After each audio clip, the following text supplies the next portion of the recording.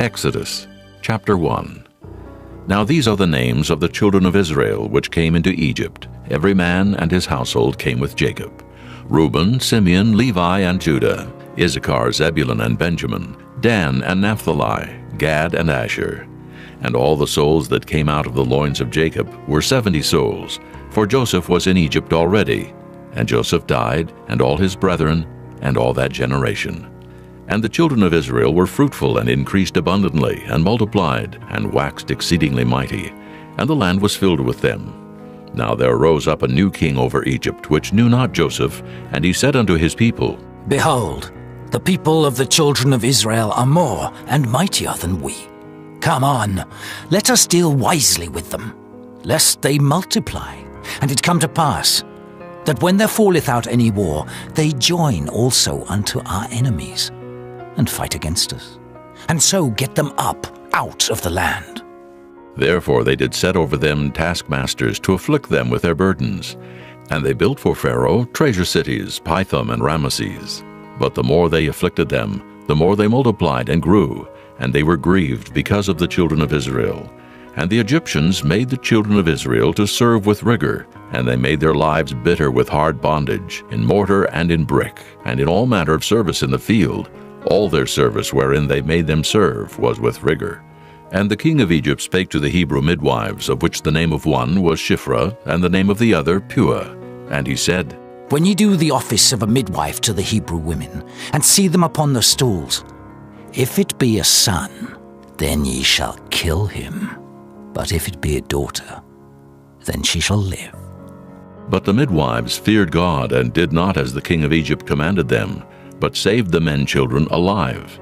And the king of Egypt called for the midwives, and said unto them, Why have ye done this thing, and have saved the men children alive? And the midwives said unto Pharaoh, Because the Hebrew women are not as the Egyptian women, for they are lively, and are delivered ere the midwives come in unto them. Therefore God dealt well with the midwives, and the people multiplied and waxed very mighty. And it came to pass, because the midwives feared God, that he made them houses. And Pharaoh charged all his people, saying, Every son that is born ye shall cast into the river, and every daughter ye shall save alive. Chapter 2. And there went a man of the house of Levi, and took to wife a daughter of Levi.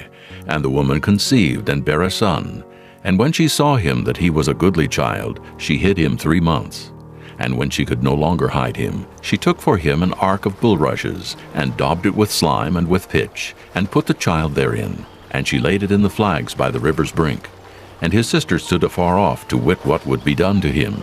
And the daughter of Pharaoh came down to wash herself at the river, and her maidens walked along by the river's side. And when she saw the ark among the flags, she sent her maid to fetch it. And when she had opened it, she saw the child, and behold, the babe wept. And she had compassion on him, and said, This is one of the Hebrews' children. Then said his sister to Pharaoh's daughter, Shall I go and call to thee a nurse of the Hebrew women, that she may nurse the child for thee? And Pharaoh's daughter said to her, Go. And the maid went and called the child's mother. And Pharaoh's daughter said unto her, Take this child away, and nurse it for me, and I will give thee thy wages. And the woman took the child and nursed it. And the child grew, and she brought him unto Pharaoh's daughter, and he became her son. And she called his name Moses, and she said, Because I drew him out of the water. And it came to pass in those days, when Moses was grown, that he went out unto his brethren, and looked on their burdens. And he spied an Egyptian smiting an Hebrew, one of his brethren. And he looked this way and that way, and when he saw that there was no man, he slew the Egyptian, and hid him in the sand. And when he went out the second day, behold, 2 men of the Hebrews strove together. And he said to him that did the wrong, Wherefore smitest thou thy fellow? And he said, Who made thee a prince and a judge over us? Intendest thou to kill me as thou killedst the Egyptian? And Moses feared, and said, Surely this thing is known. Now when Pharaoh heard this thing, he sought to slay Moses. But Moses fled from the face of Pharaoh, and dwelt in the land of Midian. And he sat down by a well. Now the priest of Midian had 7 daughters, and they came and drew water, and filled the troughs to water their father's flock. And the shepherds came and drove them away. But Moses stood up and helped them, and watered their flock. And when they came to Reuel their father, he said, How is it that ye are come so soon today? And they said, An Egyptian delivered us out of the hand of the shepherds, and also drew water enough for us, and watered the flock. And he said unto his daughters, And where is he? Why is it that ye have left the man? Call him that he may eat bread. And Moses was content to dwell with the man. And he gave Moses Zipporah his daughter, and she bare him a son, and he called his name Gershon, for he said, I have been a stranger in a strange land. And it came to pass in process of time that the king of Egypt died, and the children of Israel sighed by reason of the bondage. And they cried, and their cry came up unto God by reason of the bondage. And God heard their groaning. And God remembered his covenant with Abraham, with Isaac, and with Jacob. And God looked upon the children of Israel, and God had respect unto them. Chapter 3. Now Moses kept the flock of Jethro his father-in-law, the priest of Midian. And he led the flock to the backside of the desert, and came to the mountain of God, even to Horeb. And the angel of the Lord appeared unto him in a flame of fire out of the midst of a bush. And he looked, and behold, the bush burned with fire, and the bush was not consumed. And Moses said, I will now turn aside and see this great sight, why the bush is not burnt. And when the Lord saw that he turned aside to see, God called unto him out of the midst of the bush, and said, Moses, Moses. And he said, Here am I. And he said, Draw not nigh hither. Put off thy shoes from off thy feet, for the place whereon thou standest is holy ground. Moreover he said, I am the God of thy father, the God of Abraham, the God of Isaac, and the God of Jacob. And Moses hid his face, for he was afraid to look upon God. And the Lord said, I have surely seen the affliction of my people which are in Egypt, and have heard their cry by reason of their taskmasters. For I know their sorrows, and I am come down to deliver them out of the hand of the Egyptians, and to bring them up out of that land, unto a good land and a large, unto a land flowing with milk and honey, unto the place of the Canaanites, and the Hittites, and the Amorites, and the Perizzites, and the Hivites, and the Jebusites. Now therefore, behold, the cry of the children of Israel is come unto me, and I have also seen the oppression wherewith the Egyptians oppress them. Come now therefore, and I will send thee unto Pharaoh, that thou mayest bring forth my people, the children of Israel, out of Egypt. And Moses said unto God, Who am I, that I should go unto Pharaoh, and that I should bring forth the children of Israel out of Egypt? And he said, Certainly I will be with thee, and this shall be a token unto thee that I have sent thee. When thou hast brought forth the people out of Egypt, ye shall serve God upon this mountain. And Moses said unto God, Behold, when I come unto the children of Israel, and shall say unto them, The God of your fathers hath sent me unto you, and they shall say to me, What is his name? What shall I say unto them? And God said unto Moses, I am that I am. And he said, Thus shalt thou say unto the children of Israel, I am hath sent me unto you. And God said moreover unto Moses, Thus shalt thou say unto the children of Israel, The Lord God of your fathers, the God of Abraham, the God of Isaac, and the God of Jacob hath sent me unto you. This is my name forever, and this is my memorial unto all generations. Go and gather the elders of Israel together, and say unto them, The Lord God of your fathers, the God of Abraham, of Isaac, and of Jacob, appeared unto me, saying, I have surely visited you, and seen that which is done to you in Egypt.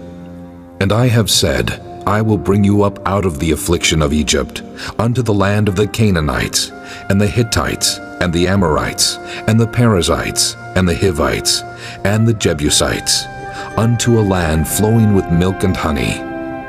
And they shall hearken to thy voice, and thou shalt come, thou and the elders of Israel, unto the king of Egypt, and ye shall say unto him, The Lord God of the Hebrews hath met with us, and now let us go.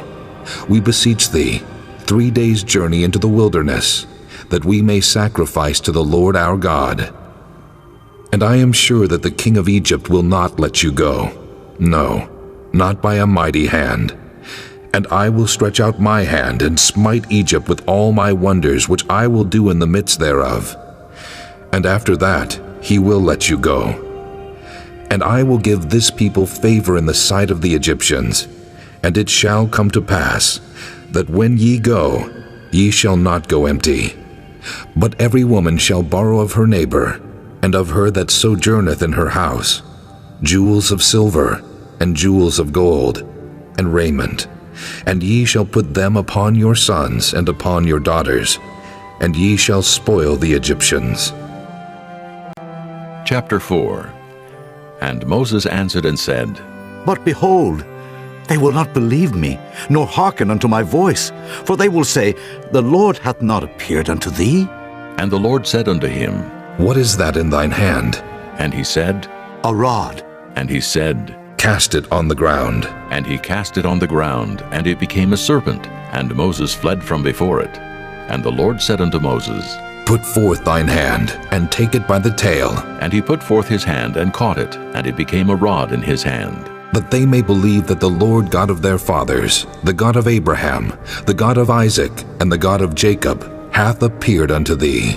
And the Lord said furthermore unto him, Put now thine hand into thy bosom. And he put his hand into his bosom, and when he took it out, behold, his hand was leprous as snow. And he said, Put thine hand into thy bosom again. And he put his hand into his bosom again, and plucked it out of his bosom, and behold, it was turned again as his other flesh. And it shall come to pass, if they will not believe thee, neither hearken to the voice of the first sign, that they will believe the voice of the latter sign.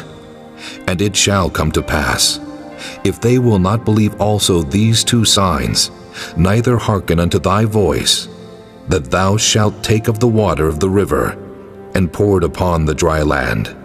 And the water which thou takest out of the river shall become blood upon the dry land. And Moses said unto the Lord, O my Lord, I am not eloquent, neither heretofore nor since thou hast spoken unto thy servant, but I am slow of speech, and of a slow tongue. And the Lord said unto him, Who hath made man's mouth? Or who maketh the dumb or deaf, or the seen or the blind? Have not I the Lord?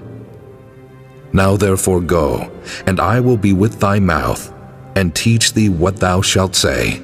And he said, O my Lord, send, I pray thee, by the hand of him whom thou wilt send.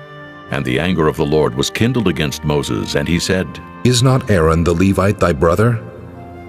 I know that he can speak well. And also, behold, he cometh forth to meet thee, and when he seeth thee, he will be glad in his heart. And thou shalt speak unto him, and put words in his mouth.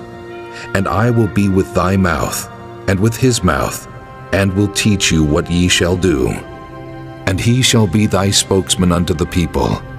And he shall be, even he shall be to thee instead of a mouth, and thou shalt be to him instead of God.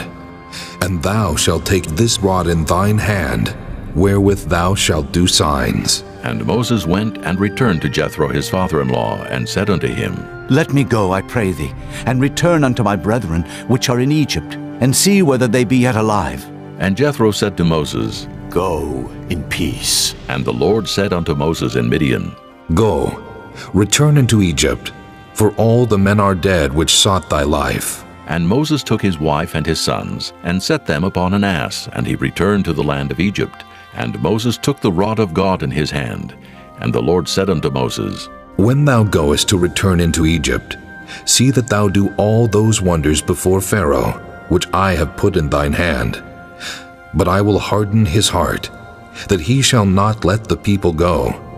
And thou shalt say unto Pharaoh, Thus saith the Lord, Israel is my son, even my firstborn. And I say unto thee, Let my son go, that he may serve me. And if thou refuse to let him go, behold, I will slay thy son, even thy firstborn. And it came to pass by the way in the inn, that the Lord met him, and sought to kill him. Then Zipporah took a sharp stone, and cut off the foreskin of her son, and cast it at his feet, and said, Surely a bloody husband art thou to me. So he let him go. Then she said, A bloody husband thou art. because of the circumcision. And the Lord said to Aaron, Go into the wilderness to meet Moses. And he went and met him in the mount of God and kissed him. And Moses told Aaron all the words of the Lord who had sent him, and all the signs which he had commanded him. And Moses and Aaron went and gathered together all the elders of the children of Israel. And Aaron spake all the words which the Lord had spoken unto Moses, and did the signs in the sight of the people. And the people believed. And when they heard that the Lord had visited the children of Israel, and that he had looked upon their affliction, then they bowed their heads and worshipped. Chapter 5. And afterward Moses and Aaron went in and told Pharaoh, Thus saith the Lord God of Israel, Let my people go, that they may hold a feast unto me in the wilderness. And Pharaoh said, Who is the Lord, that I should obey his voice to let Israel go? I know not the Lord, neither will I let Israel go. And they said, The God of the Hebrews hath met with us. Let us go, we pray thee, 3 days' journey into the desert, and sacrifice unto the Lord our God, lest he fall upon us with pestilence or with the sword. And the king of Egypt said unto them, Wherefore do ye, Moses and Aaron, let the people from their works get you unto your burdens? And Pharaoh said, Behold, the people of the land now are many, and ye make them rest from their burdens. And Pharaoh commanded the same day the taskmasters of the people and their officers, saying, Ye shall no more give the people straw to make brick. As heretofore, let them go and gather straw for themselves. And the tale of the bricks, which they did make heretofore, ye shall lay upon them. Ye shall not diminish aught thereof, for they be idle. Therefore they cry, saying, Let us go and sacrifice to our God. Let there more work be laid upon the men, that they may labor therein, and let them not regard vain words. And the taskmasters of the people went out, and their officers, and they spake to the people, saying, Thus saith Pharaoh, I will not give you straw. Go ye, get you straw where ye can find it, yet not aught of your work shall be diminished. So the people were scattered abroad throughout all the land of Egypt to gather stubble instead of straw. And the taskmasters hasted them, saying, Fulfill your works, your daily tasks, as when there was straw. And the officers of the children of Israel, which Pharaoh's taskmasters had set over them, were beaten and demanded, Wherefore have ye not fulfilled your task in making brick both yesterday and today, as heretofore? Then the officers of the children of Israel came and cried unto Pharaoh, saying, Wherefore dealest thou thus with thy servants? There is no straw given unto thy servants, and they say to us, Make brick. And behold, thy servants are beaten, but the fault is in thine own people. But he said, Ye are idle. Ye are idle. Therefore ye say, Let us go and do sacrifice to the Lord.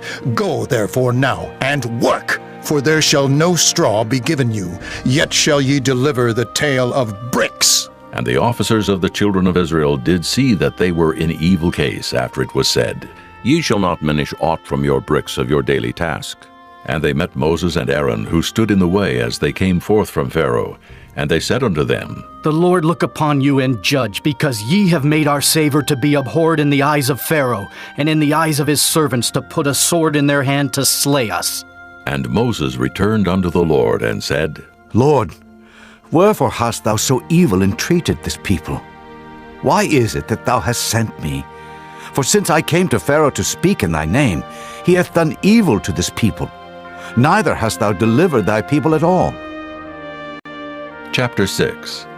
Then the Lord said unto Moses, Now shalt thou see what I will do to Pharaoh.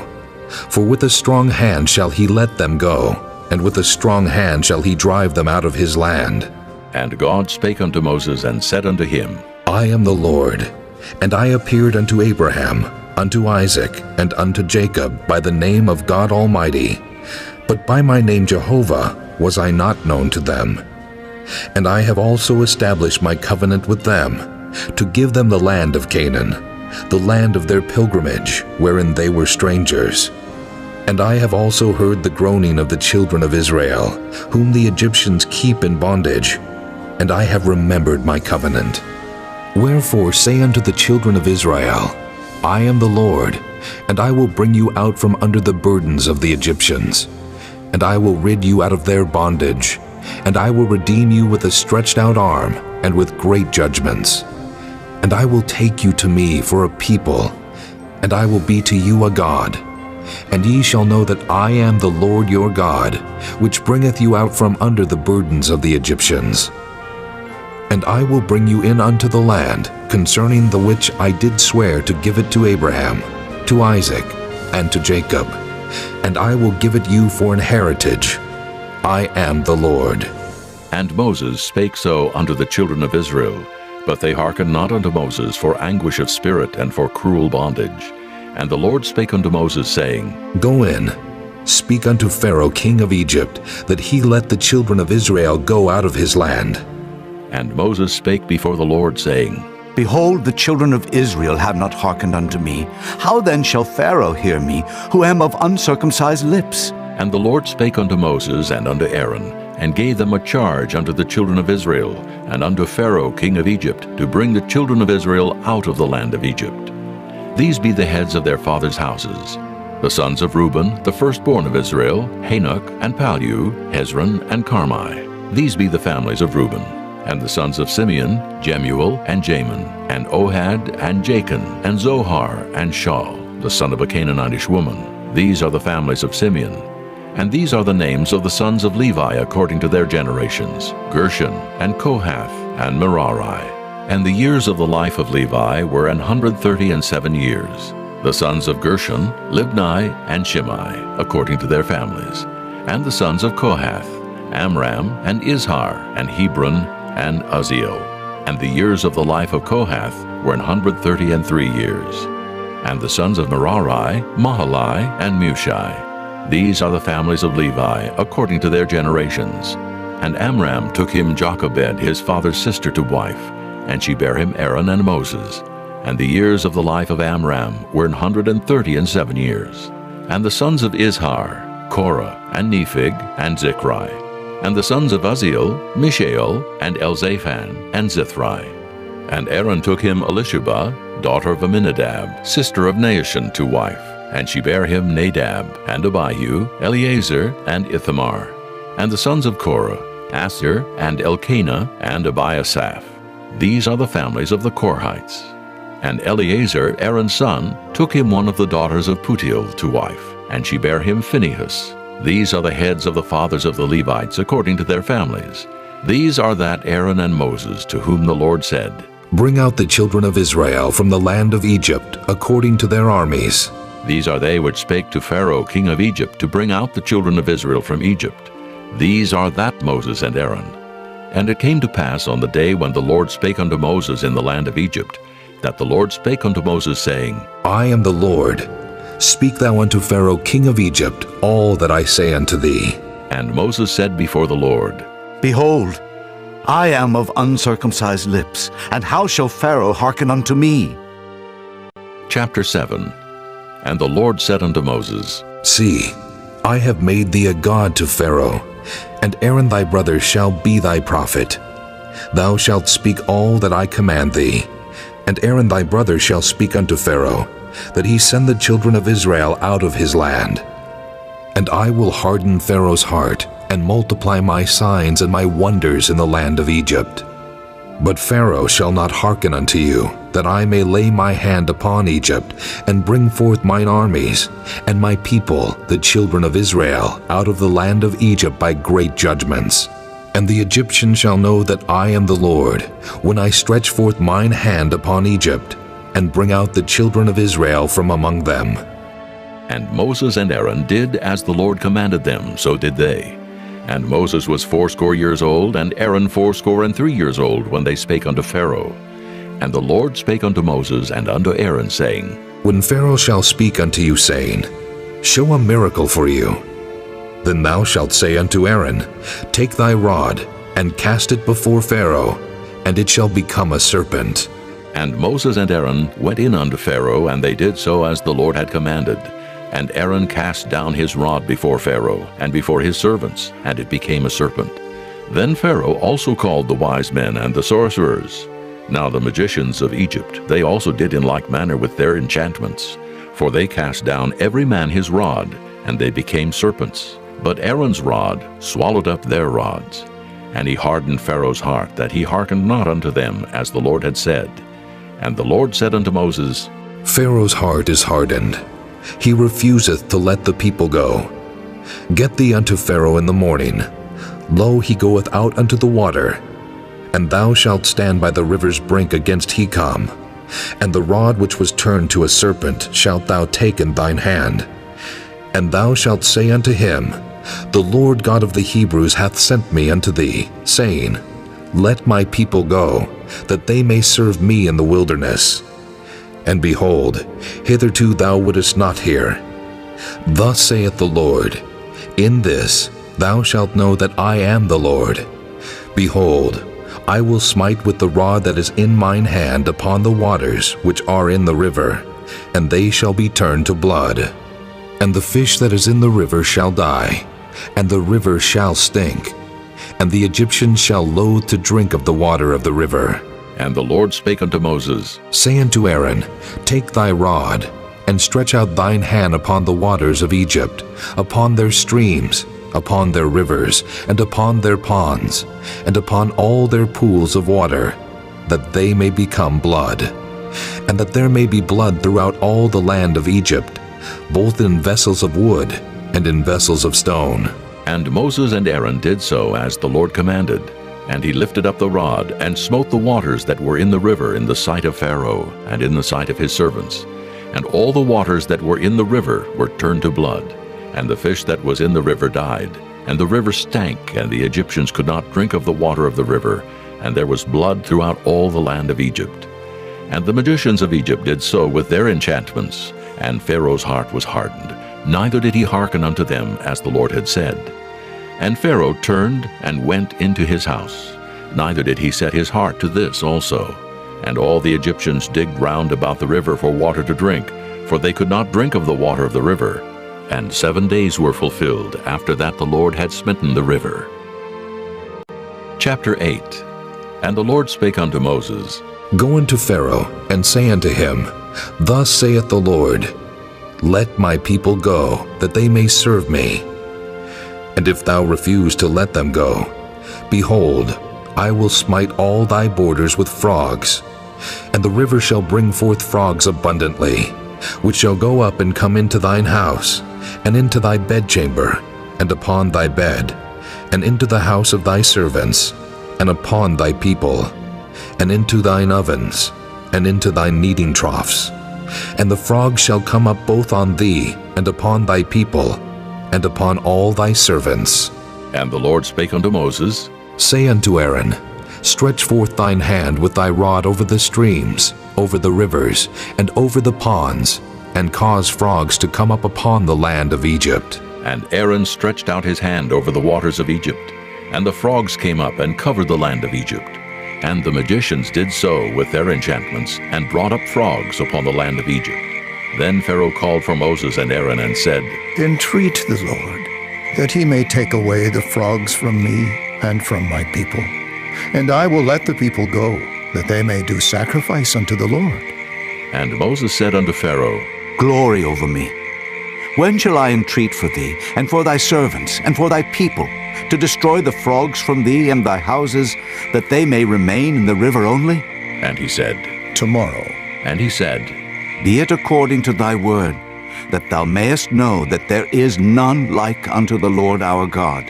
And the frogs shall depart from thee, and from thy houses, and from thy servants, and from thy people. They shall remain in the river only. And Moses and Aaron went out from Pharaoh, and Moses cried unto the Lord because of the frogs which he had brought against Pharaoh. And the Lord did according to the word of Moses, and the frogs died out of the houses, out of the villages, and out of the fields. And they gathered them together upon heaps, and the land stank. But when Pharaoh saw that there was respite, he hardened his heart, and hearkened not unto them as the Lord had said. And the Lord said unto Moses, Say unto Aaron, Stretch out thy rod, and smite the dust of the land, that it may become lice throughout all the land of Egypt. And they did so. For Aaron stretched out his hand with his rod, and smote the dust of the earth, and it became lice in man and in beast. All the dust of the land became lice throughout all the land of Egypt. And the magicians did so with their enchantments to bring forth lice, but they could not. So there were lice upon man and upon beast. Then the magicians said unto Pharaoh, This is the finger of God. And Pharaoh's heart was hardened, and he hearkened not unto them as the Lord had said. And the Lord said unto Moses, Rise up early in the morning, and stand before Pharaoh. Lo, he cometh forth to the water, and say unto him, Thus saith the Lord, Let my people go, that they may serve me. Else, if thou wilt not let my people go, behold, I will send swarms of flies upon thee, and upon thy servants, and upon thy people, and into thy houses, and the houses of the Egyptians shall be full of swarms of flies, and also the ground whereon they are.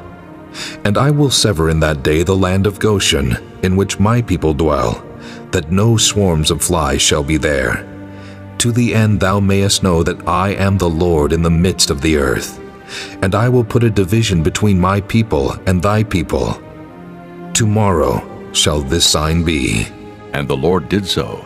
And there came a grievous swarm of flies into the house of Pharaoh, and into his servants' houses, and into all the land of Egypt. The land was corrupted by reason of the swarm of flies.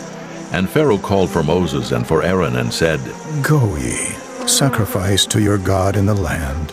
And Moses said, It is not meet so to do. For we shall sacrifice the abomination of the Egyptians to the Lord our God. Lo, shall we sacrifice the abomination of the Egyptians before their eyes? And will they not stone us? We will go 3 days' journey into the wilderness, and sacrifice to the Lord our God, as he shall command us. And Pharaoh said, I will let you go, that ye may sacrifice to the Lord your God in the wilderness. Only ye shall not go very far away. Entreat for me.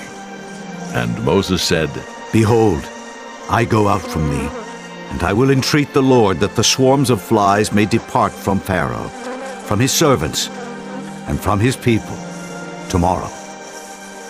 But let not Pharaoh deal deceitfully any more in not letting the people go to sacrifice to the Lord. And Moses went out from Pharaoh and entreated the Lord. And the Lord did according to the word of Moses, and he removed the swarms of flies from Pharaoh, from his servants, and from his people. There remained not one.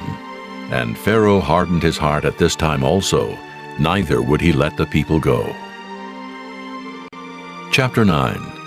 Then the Lord said unto Moses, Go in unto Pharaoh, and tell him, Thus saith the Lord God of the Hebrews, Let my people go, that they may serve me. For if thou refuse to let them go, and wilt hold them still, behold, the hand of the Lord is upon thy cattle, which is in the field, upon the horses, upon the asses, upon the camels, upon the oxen, and upon the sheep. There shall be a very grievous murrain. And the Lord shall sever between the cattle of Israel and the cattle of Egypt, and there shall nothing die of all that is the children's of Israel. And the Lord appointed a set time, saying, Tomorrow the Lord shall do this thing in the land. And the Lord did that thing on the morrow, and all the cattle of Egypt died, but of the cattle of the children of Israel died not one.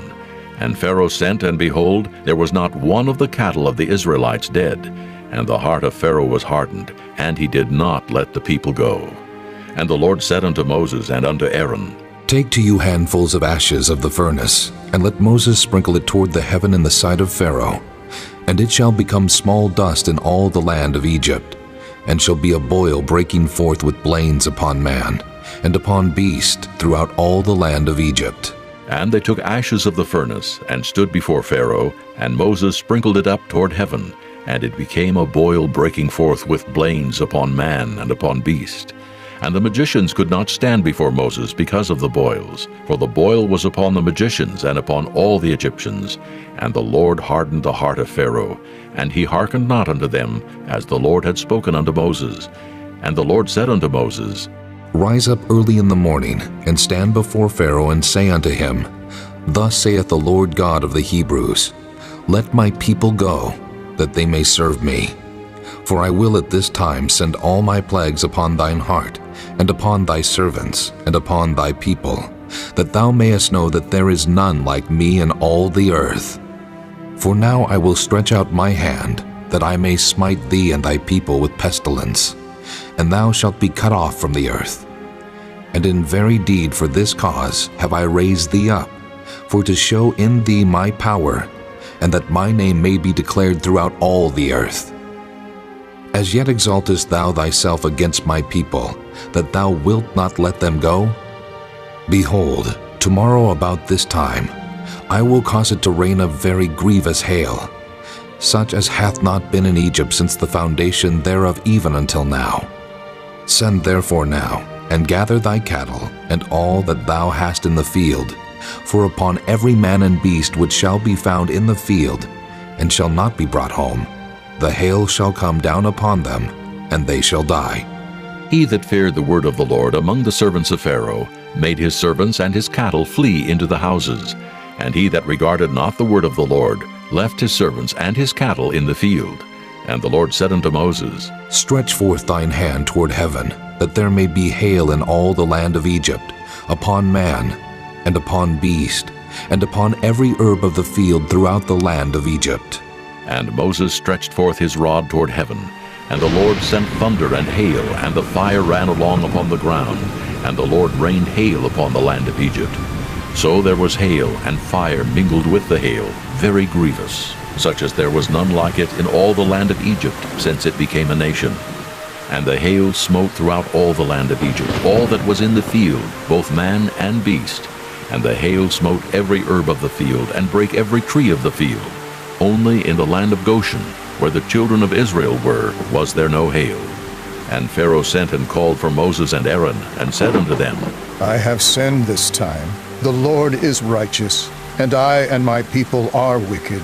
Entreat the Lord, for it is enough, that there be no more mighty thunderings and hail, and I will let you go, and ye shall stay no longer. And Moses said unto him, As soon as I am gone out of the city, I will spread abroad my hands unto the Lord, and the thunder shall cease, neither shall there be any more hail, that thou mayest know how that the earth is the Lord's. But as for thee and thy servants, I know that ye will not yet fear the Lord God. And the flax and the barley was smitten, for the barley was in the ear, and the flax was bold. But the wheat and the rye were not smitten, for they were not grown up. And Moses went out of the city from Pharaoh, and spread abroad his hands unto the Lord. And the thunders and hail ceased, and the rain was not poured upon the earth. And when Pharaoh saw that the rain and the hail and the thunders were ceased, he sinned yet more, and hardened his heart, he and his servants. And the heart of Pharaoh was hardened, neither would he let the children of Israel go, as the Lord had spoken by Moses. Chapter 10. And the Lord said unto Moses, Go in unto Pharaoh, for I have hardened his heart and the heart of his servants, that I might show these my signs before him, and that thou mayest tell in the ears of thy son, and of thy son's son, what things I have wrought in Egypt, and my signs which I have done among them, that ye may know how that I am the Lord. And Moses and Aaron came in unto Pharaoh, and said unto him, Thus saith the Lord God of the Hebrews, How long wilt thou refuse to humble thyself before me? Let my people go, that they may serve me. Else, if thou refuse to let my people go, behold, tomorrow will I bring the locusts into thy coast, and they shall cover the face of the earth, that one cannot be able to see the earth. And they shall eat the residue of that which is escaped, which remaineth unto you from the hail, and shall eat every tree which groweth for you out of the field. And they shall fill thy houses, and the houses of all thy servants, and the houses of all the Egyptians, which neither thy fathers nor thy fathers' fathers have seen, since the day that they were upon the earth unto this day. And he turned himself, and went out from Pharaoh. And Pharaoh's servants said unto him, How long shall this man be a snare unto us? Let the men go, that they may serve the Lord their God.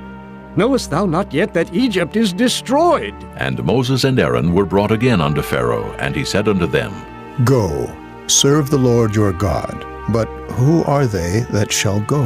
And Moses said, We will go with our young and with our old, with our sons and with our daughters, with our flocks and with our herds will we go. For we must hold a feast unto the Lord. And he said unto them, Let the Lord be so with you, as I will let you go, and your little ones. Look to it, for evil is before you. Not so. Go now, ye that are men, and serve the Lord, for that ye did desire. And they were driven out from Pharaoh's presence. And the Lord said unto Moses, Stretch out thine hand over the land of Egypt for the locusts, that they may come up upon the land of Egypt, and eat every herb of the land, even all that the hail hath left. And Moses stretched forth his rod over the land of Egypt. And the Lord brought an east wind upon the land all that day and all that night. And when it was morning, the east wind brought the locusts. And the locusts went up over all the land of Egypt, and rested in all the coasts of Egypt. Very grievous were they. Before them there were no such locusts as they, neither after them shall be such. For they covered the face of the whole earth, so that the land was darkened. And they did eat every herb of the land, and all the fruit of the trees which the hail had left. And there remained not any green thing in the trees, or in the herbs of the field through all the land of Egypt. Then Pharaoh called for Moses and Aaron in haste, and he said, I have sinned against the Lord your God and against you. Now therefore forgive, I pray thee, my sin only this once, and entreat the Lord your God that he may take away from me this death only. And he went out from Pharaoh and entreated the Lord. And the Lord turned a mighty strong west wind, which took away the locusts and cast them into the Red Sea. There remained not one locust in all the coasts of Egypt. But the Lord hardened Pharaoh's heart, so that he would not let the children of Israel go. And the Lord said unto Moses, Stretch out thine hand toward heaven, that there may be darkness over the land of Egypt, even darkness which may be felt. And Moses stretched forth his hand toward heaven, and there was a thick darkness in all the land of Egypt 3 days.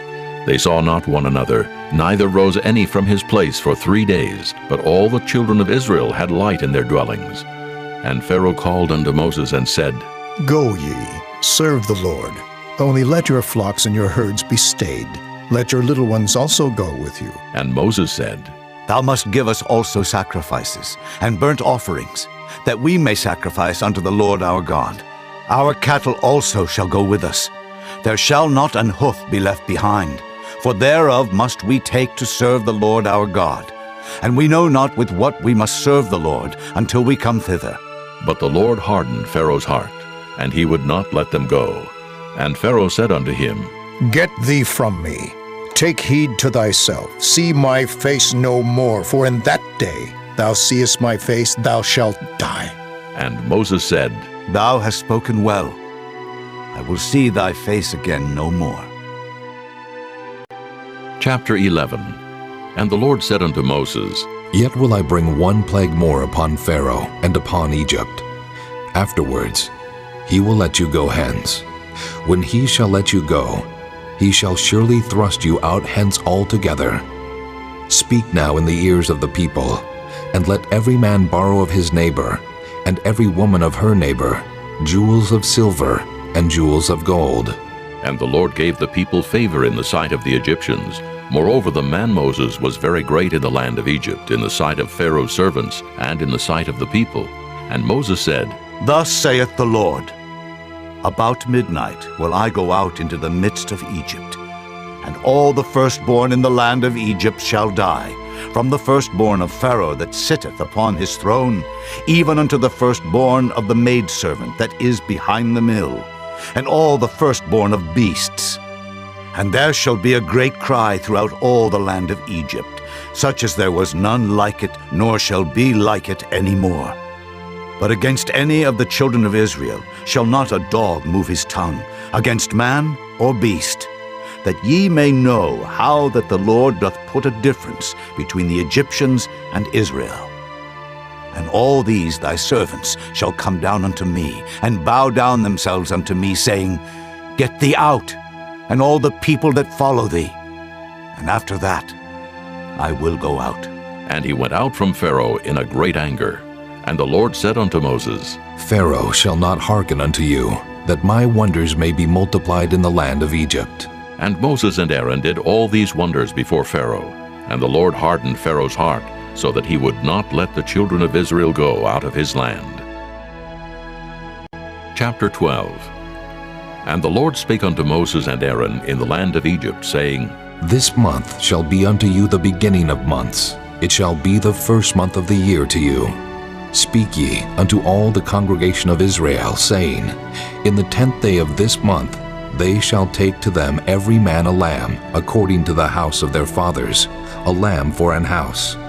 And if the household be too little for the lamb, let him and his neighbor next unto his house take it according to the number of the souls. Every man according to his eating shall make your count for the lamb. Your lamb shall be without blemish, a male of the first year. Ye shall take it out from the sheep or from the goats, and ye shall keep it up until the 14th day of the same month. And the whole assembly of the congregation of Israel shall kill it in the evening. And they shall take of the blood, and strike it on the 2 side posts, and on the upper doorpost of the houses, wherein they shall eat it. And they shall eat the flesh in that night, roast with fire and unleavened bread, and with bitter herbs they shall eat it. Eat not of it raw, nor sodden at all with water, but roast with fire his head with his legs, and with the purtenance thereof. And ye shall let nothing of it remain until the morning. And that which remaineth of it until the morning ye shall burn with fire. And thus shall ye eat it, with your loins girded, your shoes on your feet, and your staff in your hand. And ye shall eat it in haste. It is the Lord's Passover. For I will pass through the land of Egypt this night, and will smite all the firstborn in the land of Egypt, both man and beast, and against all the gods of Egypt I will execute judgment. I am the Lord. And the blood shall be to you for a token upon the houses where ye are. And when I see the blood, I will pass over you, and the plague shall not be upon you to destroy you when I smite the land of Egypt. And this day shall be unto you for a memorial, and ye shall keep it a feast to the Lord throughout your generations. Ye shall keep it a feast by an ordinance forever. 7 days shall ye eat unleavened bread. Even the first day ye shall put away leaven out of your houses. For whosoever eateth leavened bread from the first day until the 7th day, that soul shall be cut off from Israel. And in the first day there shall be an holy convocation, and in the 7th day there shall be an holy convocation to you. No manner of work shall be done in them, save that which every man must eat, that only may be done of you. And ye shall observe the feast of unleavened bread. For in this selfsame day have I brought your armies out of the land of Egypt. Therefore shall ye observe this day in your generations by an ordinance forever. In the first month, on the 14th day of the month at even, ye shall eat unleavened bread until the 21st day of the month at even. 7 days shall there be no leaven found in your houses. For whosoever eateth that which is leavened, even that soul shall be cut off from the congregation of Israel, whether he be a stranger or born in the land. Ye shall eat nothing leavened. In all your habitations shall ye eat unleavened bread. Then Moses called for all the elders of Israel and said unto them, Draw out and take you a lamb according to your families, and kill the Passover. And ye shall take a bunch of hyssop, and dip it in the blood that is in the basin, and strike the lintel and the 2 side posts with the blood that is in the basin. And none of you shall go out at the door of his house until the morning. For the Lord will pass through to smite the Egyptians. And when he seeth the blood upon the lintel and on the 2 side posts, the Lord will pass over the door, and will not suffer the destroyer to come in unto your houses to smite you. And ye shall observe this thing for an ordinance to thee and to thy sons forever. And it shall come to pass, when ye be come to the land which the Lord will give you, according as he hath promised, that ye shall keep this service. And it shall come to pass, when your children shall say unto you, What mean ye by this service? That ye shall say, It is the sacrifice of the Lord's Passover, who passed over the houses of the children of Israel in Egypt when he smote the Egyptians, and delivered our houses. And the people bowed the head and worshipped. And the children of Israel went away, and did as the Lord had commanded Moses and Aaron, so did they. And it came to pass that at midnight the Lord smote all the firstborn in the land of Egypt, from the firstborn of Pharaoh that sat on his throne, unto the firstborn of the captive that was in the dungeon, and all the firstborn of cattle. And Pharaoh rose up in the night, he and all his servants, and all the Egyptians, and there was a great cry in Egypt, for there was not a house where there was not one dead. And he called for Moses and Aaron by night and said, Rise up and get you forth from among my people, both ye and the children of Israel, and go, serve the Lord as ye have said.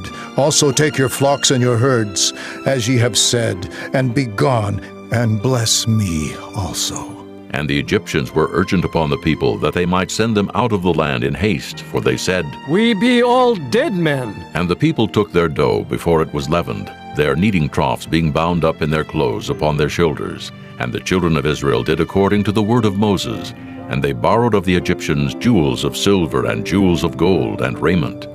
And the Lord gave the people favor in the sight of the Egyptians, so that they lent unto them such things as they required, and they spoiled the Egyptians.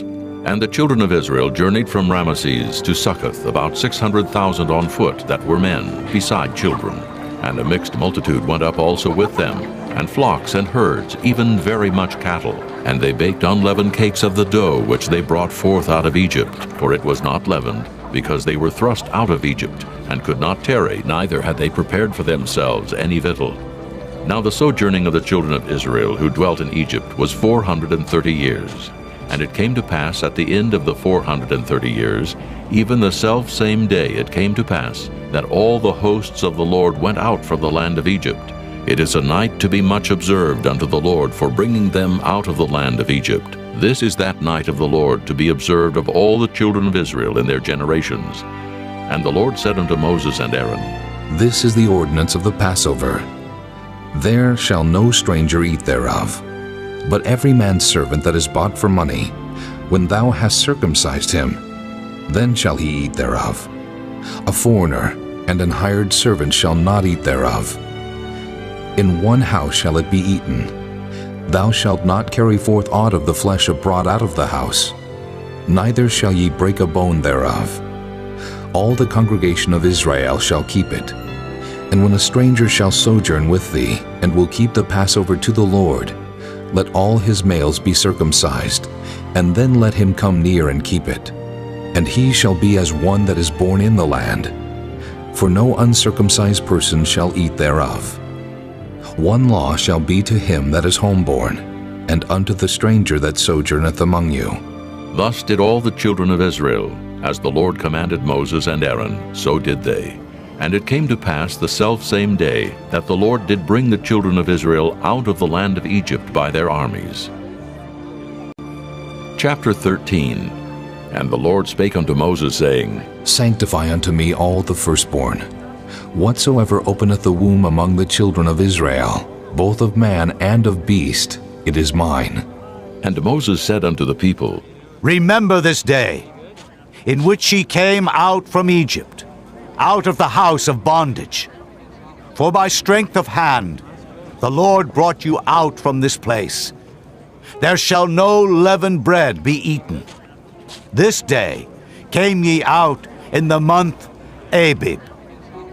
And it shall be, when the Lord shall bring thee into the land of the Canaanites, and the Hittites, and the Amorites, and the Hivites, and the Jebusites, which he sware unto thy fathers to give thee, a land flowing with milk and honey, that thou shalt keep this service in this month. 7 days thou shalt eat unleavened bread, and in the 7th day shall be a feast to the Lord. Unleavened bread shall be eaten 7 days, and there shall no leavened bread be seen with thee. Neither shall there be leaven seen with thee in all thy quarters. And thou shalt show thy son in that day, saying, This is done because of that which the Lord did unto me when I came forth out of Egypt. And it shall be for a sign unto thee upon thine hand, and for a memorial between thine eyes, that the Lord's law may be in thy mouth. For with a strong hand hath the Lord brought thee out of Egypt. Thou shalt therefore keep this ordinance in his season from year to year. And it shall be, when the Lord shall bring thee into the land of the Canaanites, as he sware unto thee and to thy fathers, and shall give it thee, that thou shalt set apart unto the Lord all that openeth the matrix, and every firstling that cometh of a beast which thou hast, the males shall be the Lord's. And every firstling of an ass thou shalt redeem with a lamb. And if thou wilt not redeem it, then thou shalt break his neck. And all the firstborn of man among thy children shalt thou redeem. And it shall be when thy son asketh thee in time to come, saying, What is this?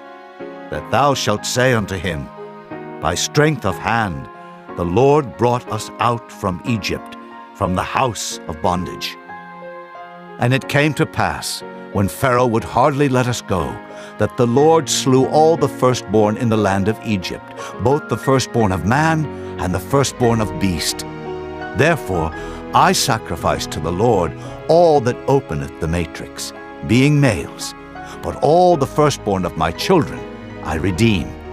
And it shall be for a token upon thine hand, and for frontlets between thine eyes, for by strength of hand the Lord brought us forth out of Egypt. And it came to pass, when Pharaoh had let the people go, that God led them not through the way of the land of the Philistines, although that was near.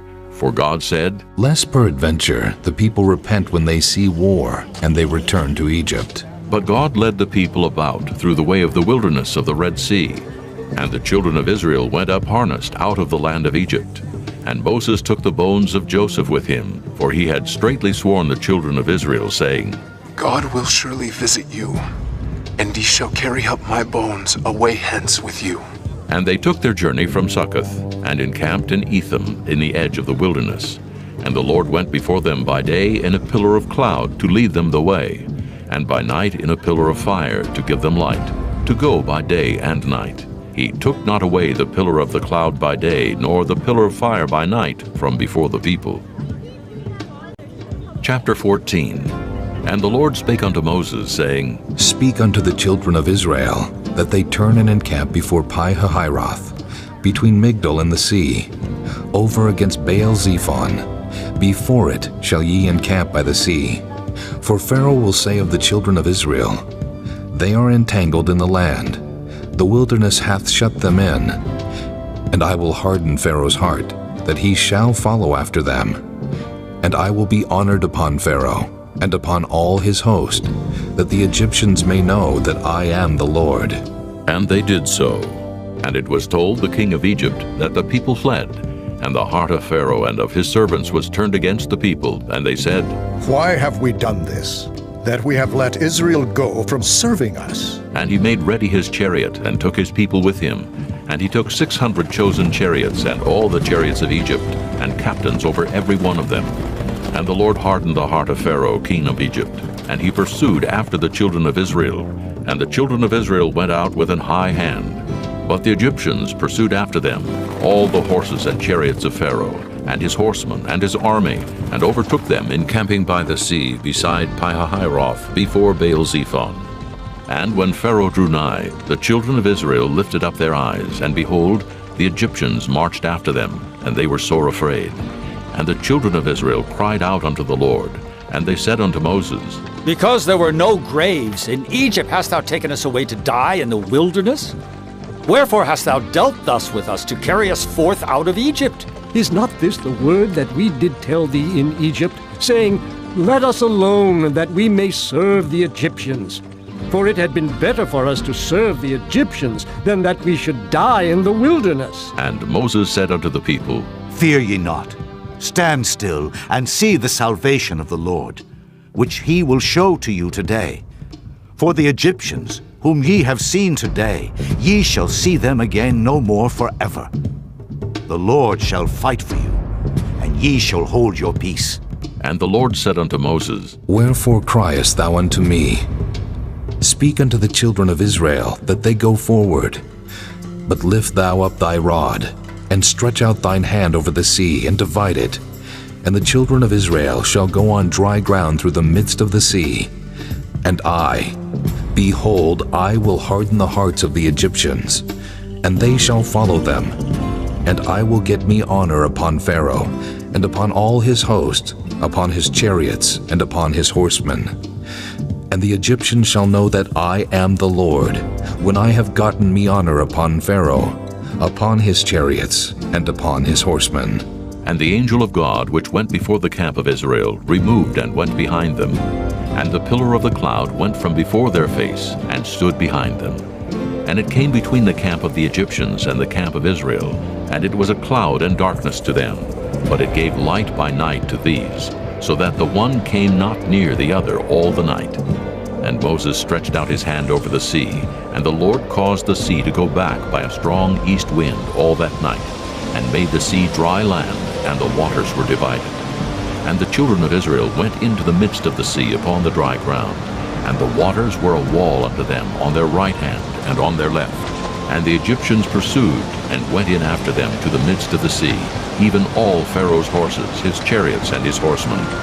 And it came to pass that in the morning watch the Lord looked unto the host of the Egyptians through the pillar of fire and of the cloud, and troubled the host of the Egyptians, and took off their chariot wheels, that they drave them heavily, so that the Egyptians said, Let us flee from the face of Israel, for the Lord fighteth for them against the Egyptians. And the Lord said unto Moses, Stretch out thine hand over the sea, that the waters may come again upon the Egyptians, upon their chariots, and upon their horsemen. And Moses stretched forth his hand over the sea, and the sea returned to his strength when the morning appeared. And the Egyptians fled against it, and the Lord overthrew the Egyptians in the midst of the sea. And the waters returned, and covered the chariots and the horsemen, and all the host of Pharaoh that came into the sea after them. There remained not so much as one of them. But the children of Israel walked upon dry land in the midst of the sea, and the waters were a wall unto them on their right hand and on their left. Thus the Lord saved Israel that day out of the hand of the Egyptians. And Israel saw the Egyptians dead upon the seashore. And Israel saw that great work which the Lord did upon the Egyptians. And the people feared the Lord, and believed the Lord and his servant Moses. Chapter 15. Then sang Moses and the children of Israel this song unto the Lord, and spake, saying, I will sing unto the Lord, for he hath triumphed gloriously. The horse and his rider hath he thrown into the sea. The Lord is my strength and song, and he is become my salvation. He is my God, and I will prepare him an habitation, my father's God, and I will exalt him. The Lord is a man of war. The Lord is his name. Pharaoh's chariots and his host hath he cast into the sea. His chosen captains also are drowned in the Red Sea. The depths have covered them. They sank into the bottom as a stone. Thy right hand, O Lord, is become glorious in power. Thy right hand, O Lord, hath dashed in pieces the enemy. And in the greatness of thine excellency, thou hast overthrown them that rose up against thee. Thou sentest forth thy wrath, which consumed them as stubble. And with the blast of thy nostrils the waters were gathered together. The flood stood upright as an heap, and the depths were congealed in the heart of the sea. The enemy said, I will pursue, I will overtake, I will divide the spoil. My lust shall be satisfied upon them. I will draw my sword, my hand shall destroy them. Thou didst blow with thy wind, the sea covered them. They sank as lead in the mighty waters. Who is like unto thee, O Lord, among the gods? Who is like thee, glorious in holiness, fearful in praises, doing wonders? Thou stretchedst out thy right hand, the earth swallowed them. Thou in thy mercy hast led forth the people which thou hast redeemed. Thou hast guided them in thy strength unto thy holy habitation. The people shall hear and be afraid. Sorrow shall take hold on the inhabitants of Palestina. Then the dukes of Edom shall be amazed. The mighty men of Moab, trembling, shall take hold upon them. All the inhabitants of Canaan shall melt away. Fear and dread shall fall upon them. By the greatness of thine arm they shall be as still as a stone, till thy people pass over, O Lord, till the people pass over which thou hast purchased. Thou shalt bring them in, and plant them in the mountain of thine inheritance, in the place, O Lord, which thou hast made for thee to dwell in the sanctuary, O Lord, which thy hands have established. The Lord shall reign forever and ever. For the horse of Pharaoh went in with his chariots and with his horsemen into the sea, And the Lord brought again the waters of the sea upon them. But the children of Israel went on dry land in the midst of the sea. And Miriam the prophetess, the sister of Aaron, took a timbrel in her hand, and all the women went out after her with timbrels and with dances. And Miriam answered them, Sing ye to the Lord, for he hath triumphed gloriously. The horse and his rider hath he thrown into the sea. So Moses brought Israel from the Red Sea, and they went out into the wilderness of Shur. And they went 3 days in the wilderness and found no water. And when they came to Marah, they could not drink of the waters of Marah, for they were bitter. Therefore the name of it was called Marah. And the people murmured against Moses, saying, What shall we drink? And he cried unto the Lord. And the Lord showed him a tree, which when he had cast into the waters were made sweet. There he made for them a statute and an ordinance, and there he proved them, and said, If thou wilt diligently hearken to the voice of the Lord thy God, and wilt do that which is right in his sight, and wilt give ear to his commandments, and keep all his statutes, I will put none of these diseases upon thee, which I have brought upon the Egyptians. For I am the Lord that healeth thee. And they came to Elim, where were 12 wells of water, and 70 palm trees, and they encamped there by the waters. Chapter 16. And they took their journey from Elim, and all the congregation of the children of Israel came unto the wilderness of Sin, which is between Elim and Sinai, on the 15th day of the 2nd month, after their departing out of the land of Egypt. And the whole congregation of the children of Israel murmured against Moses and Aaron in the wilderness. And the children of Israel said unto them, Would to God we had died by the hand of the Lord in the land of Egypt, when we sat by the flesh pots, and when we did eat bread to the full. For ye have brought us forth into this wilderness, to kill this whole assembly with hunger. Then said the Lord unto Moses, Behold, I will rain bread from heaven for you. And the people shall go out and gather a certain rate every day, that I may prove them whether they will walk in my law or no. And it shall come to pass, that on the 6th day they shall prepare that which they bring in, and it shall be twice as much as they gather daily. And Moses and Aaron said unto all the children of Israel, At even, then ye shall know that the Lord hath brought you out from the land of Egypt. And in the morning, then ye shall see the glory of the Lord, for that he heareth your murmurings against the Lord. And what are we, that ye murmur against us? And Moses said, This shall be, when the Lord shall give you in the evening flesh to eat, and in the morning bread to the full. For that the Lord heareth your murmurings, which ye murmur against him. And what are we? Your murmurings are not against us, but against the Lord. And Moses spake unto Aaron, Say unto all the congregation of the children of Israel, Come near before the Lord, for he hath heard your murmurings. And it came to pass, as Aaron spake unto the whole congregation of the children of Israel, that they looked toward the wilderness, and behold, the glory of the Lord appeared in the cloud. And the Lord spake unto Moses, saying, I have heard the murmurings of the children of Israel. Speak unto them, saying, At even ye shall eat flesh, and in the morning ye shall be filled with bread, and ye shall know that I am the Lord your God. And it came to pass that at even the quails came up and covered the camp, and in the morning the dew lay round about the host.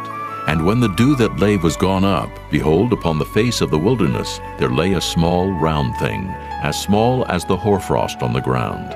And when the children of Israel saw it, they said one to another, It is manna. For they wist not what it was. And Moses said unto them, This is the bread which the Lord hath given you to eat. This is the thing which the Lord hath commanded. Gather of it every man according to his eating, an omer for every man according to the number of your persons. Take ye every man for them which are in his tents. And the children of Israel did so, and gathered some more, some less. And when they did meet it with an omer, he that gathered much had nothing over, and he that gathered little had no lack. They gathered every man according to his eating. And Moses said, Let no man leave of it till the morning. Notwithstanding, they hearkened not unto Moses. But some of them left of it until the morning, and it bred worms, and stank. And Moses was wroth with them. And they gathered it every morning, every man according to his eating. And when the sun waxed hot, it melted. And it came to pass that on the 6th day they gathered twice as much bread, 2 omers for 1 man. And all the rulers of the congregation came and told Moses, and he said unto them, This is that which the Lord hath said. Tomorrow is the rest of the holy Sabbath unto the Lord. Bake that which ye will bake today, and seethe that ye will seethe. And that which remaineth over, lay up for you to be kept until the morning. And they laid it up till the morning, as Moses bade. And it did not stink, neither was there any worm therein. And Moses said, Eat that today, for today is a Sabbath unto the Lord. Today ye shall not find it in the field. 6 days ye shall gather it, but on the 7th day, which is the Sabbath, in it there shall be none. And it came to pass that there went out some of the people on the 7th day for to gather, and they found none. And the Lord said unto Moses, How long refuse ye to keep my commandments and my laws? See, for that the Lord hath given you the Sabbath. Therefore he giveth you on the 6th day the bread of 2 days. Abide ye every man in his place. Let no man go out of his place on the 7th day. So the people rested on the 7th day. And the house of Israel called the name thereof manna, and it was like coriander seed, white, and the taste of it was like wafers made with honey. And Moses said, This is the thing which the Lord commandeth. Fill an omer of it, to be kept for your generations, that they may see the bread wherewith I have fed you in the wilderness, when I brought you forth from the land of Egypt. And Moses said unto Aaron, Take a pot and put an omer full of manna therein, and lay it up before the Lord, to be kept for your generations. As the Lord commanded Moses, so Aaron laid it up before the testimony to be kept. And the children of Israel did eat manna 40 years, until they came to a land inhabited. They did eat manna until they came unto the borders of the land of Canaan. Now an omer is the 10th part of an ephah.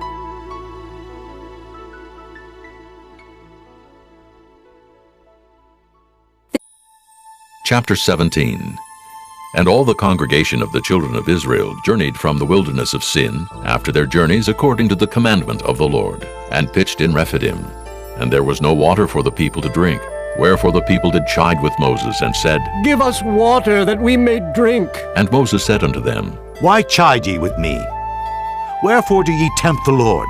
And the people thirsted there for water, and the people murmured against Moses, and said, Wherefore is this, that thou hast brought us up out of Egypt, to kill us and our children and our cattle with thirst? And Moses cried unto the Lord, saying, What shall I do unto this people?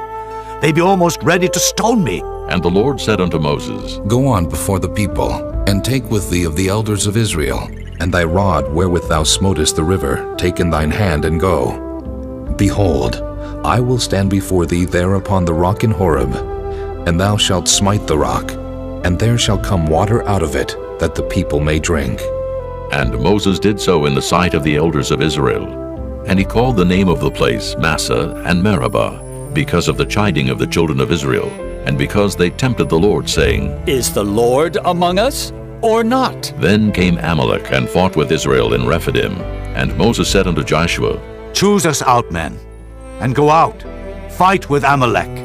Tomorrow I will stand on the top of the hill with the rod of God in mine hand. So Joshua did as Moses had said to him, and fought with Amalek. And Moses, Aaron, and Hur went up to the top of the hill. And it came to pass when Moses held up his hand, that Israel prevailed. And when he let down his hand, Amalek prevailed. But Moses' hands were heavy, and they took a stone and put it under him, and he sat thereon. And Aaron and Hur stayed up his hands, the one on the one side, and the other on the other side. And his hands were steady until the going down of the sun. And Joshua discomfited Amalek and his people with the edge of the sword. And the Lord said unto Moses, Write this for a memorial in a book, and rehearse it in the ears of Joshua. For I will utterly put out the remembrance of Amalek from under heaven.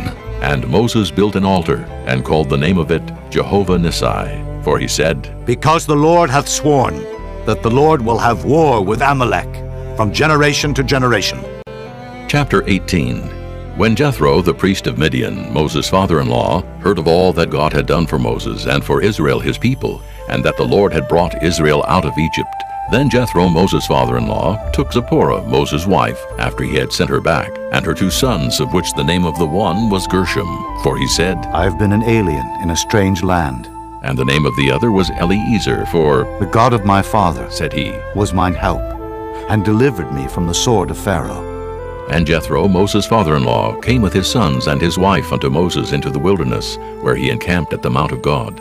And he said unto Moses, I, thy father-in-law Jethro, am come unto thee, and thy wife and her 2 sons with her. And Moses went out to meet his father-in-law, and did obeisance, and kissed him. And they asked each other of their welfare, and they came into the tent. And Moses told his father-in-law all that the Lord had done unto Pharaoh and to the Egyptians for Israel's sake, and all the travail that had come upon them by the way, and how the Lord delivered them. And Jethro rejoiced for all the goodness which the Lord had done to Israel, whom he had delivered out of the hand of the Egyptians. And Jethro said, Blessed be the Lord, who hath delivered you out of the hand of the Egyptians, and out of the hand of Pharaoh, who hath delivered the people from under the hand of the Egyptians. Now I know that the Lord is greater than all gods, for in the thing wherein they dealt proudly he was above them. And Jethro, Moses' father-in-law, took a burnt offering and sacrifices for God. And Aaron came and all the elders of Israel to eat bread with Moses' father-in-law before God. And it came to pass on the morrow that Moses sat to judge the people, and the people stood by Moses from the morning unto the evening. And when Moses' father-in-law saw all that he did to the people, he said, What is this thing that thou doest to the people? Why sittest thou thyself alone, and all the people stand by thee from morning unto even? And Moses said unto his father-in-law, Because the people come unto me to inquire of God.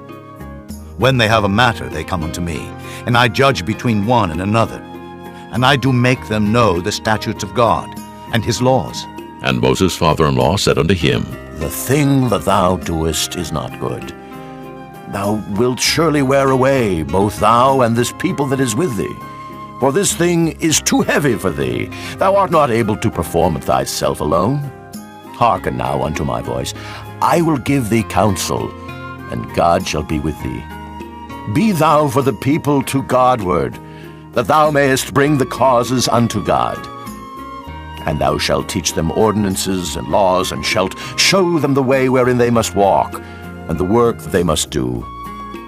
Moreover, thou shalt provide out of all the people able men, such as fear God, men of truth, hating covetousness, and place such over them to be rulers of thousands, and rulers of hundreds, rulers of 50s, and rulers of 10s.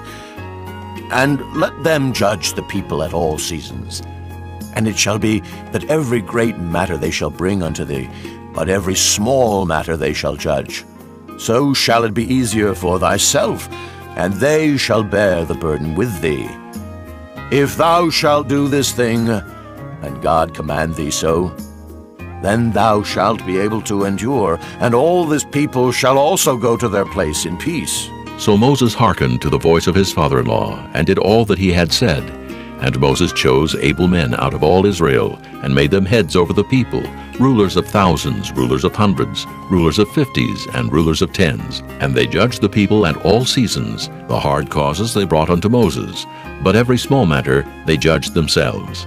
And Moses let his father-in-law depart, and he went his way into his own land. Chapter 19.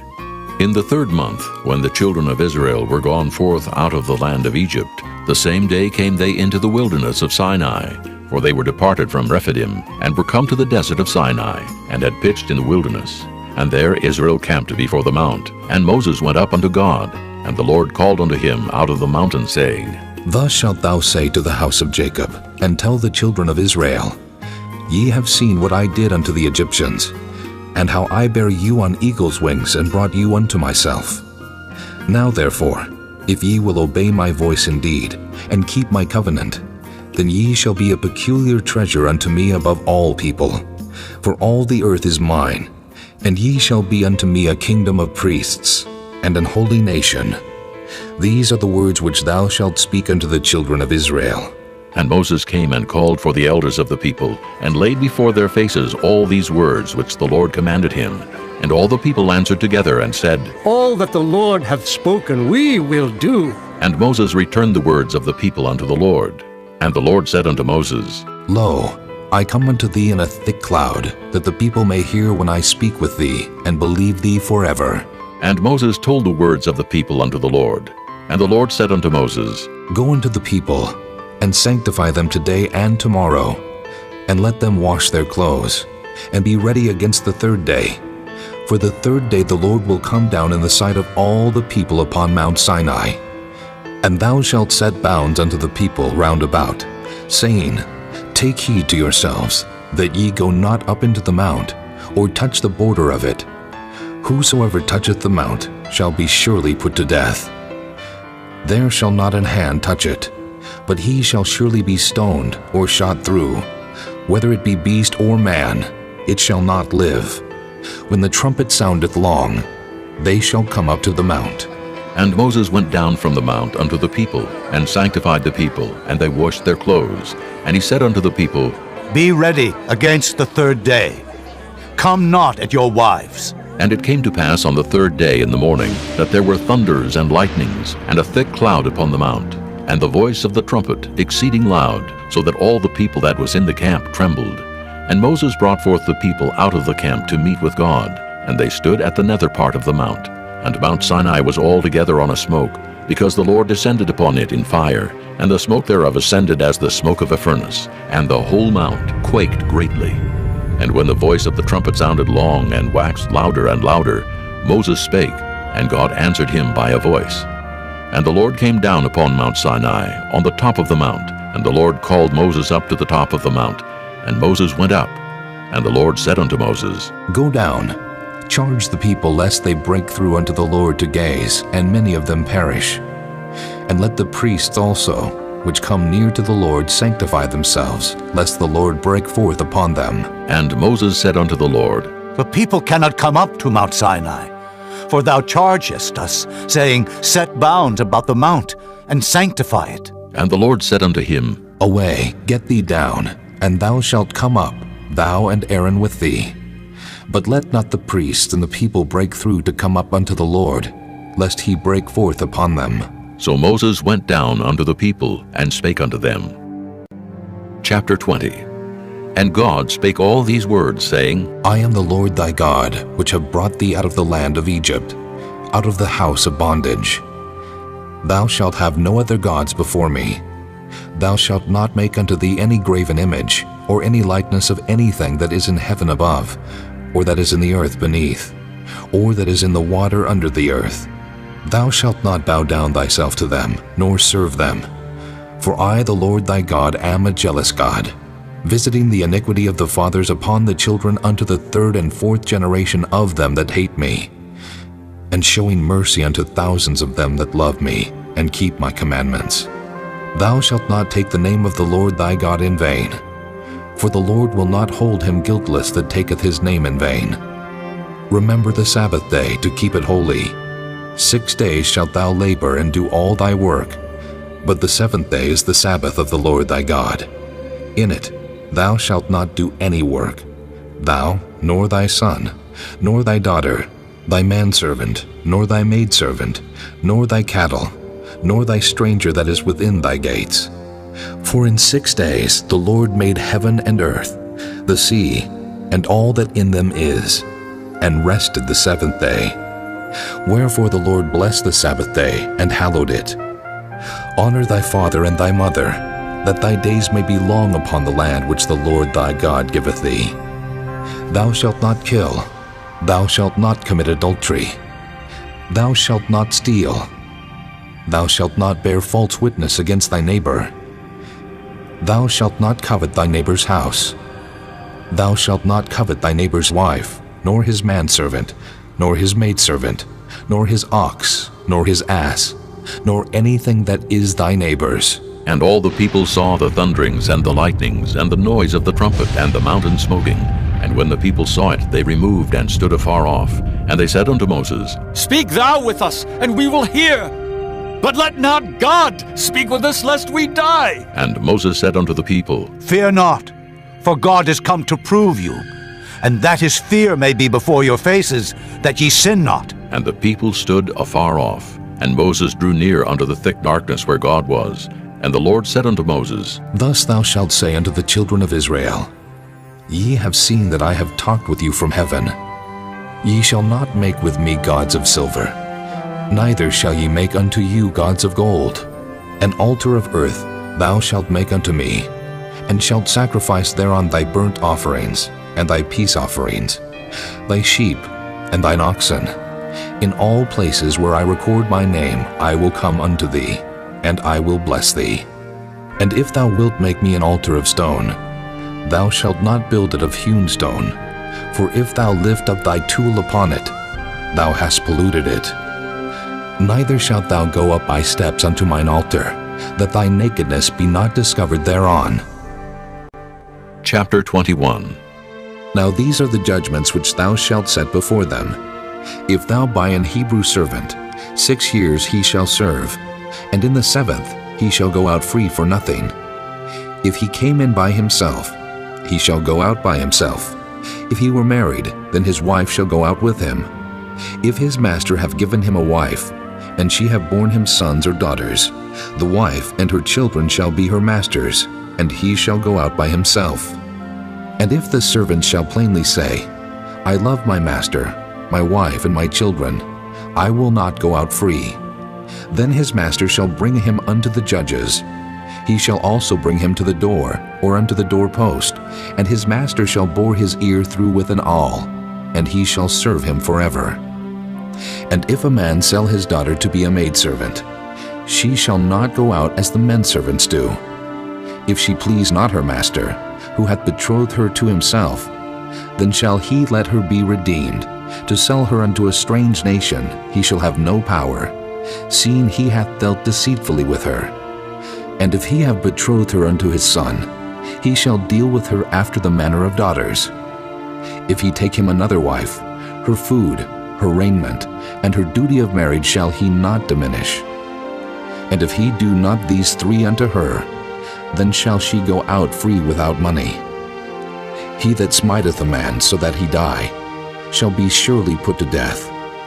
And if a man lie not in wait, but God deliver him into his hand, then I will appoint thee a place whither he shall flee.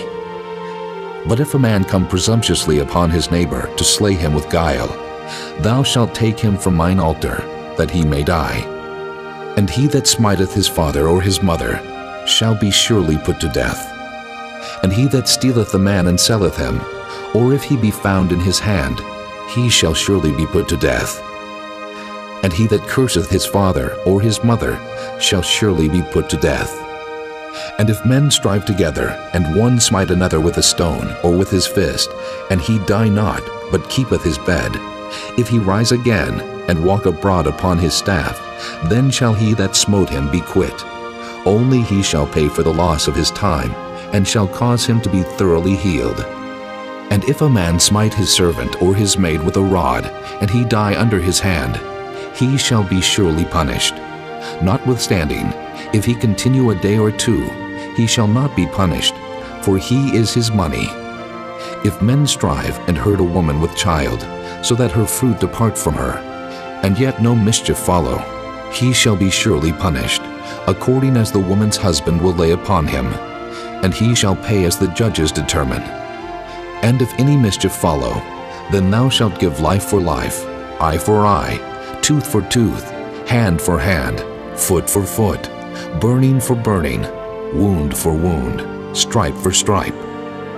And if a man smite the eye of his servant, or the eye of his maid, that it perish, he shall let him go free for his eye's sake. And if he smite out his manservant's tooth, or his maidservant's tooth, he shall let him go free for his tooth's sake.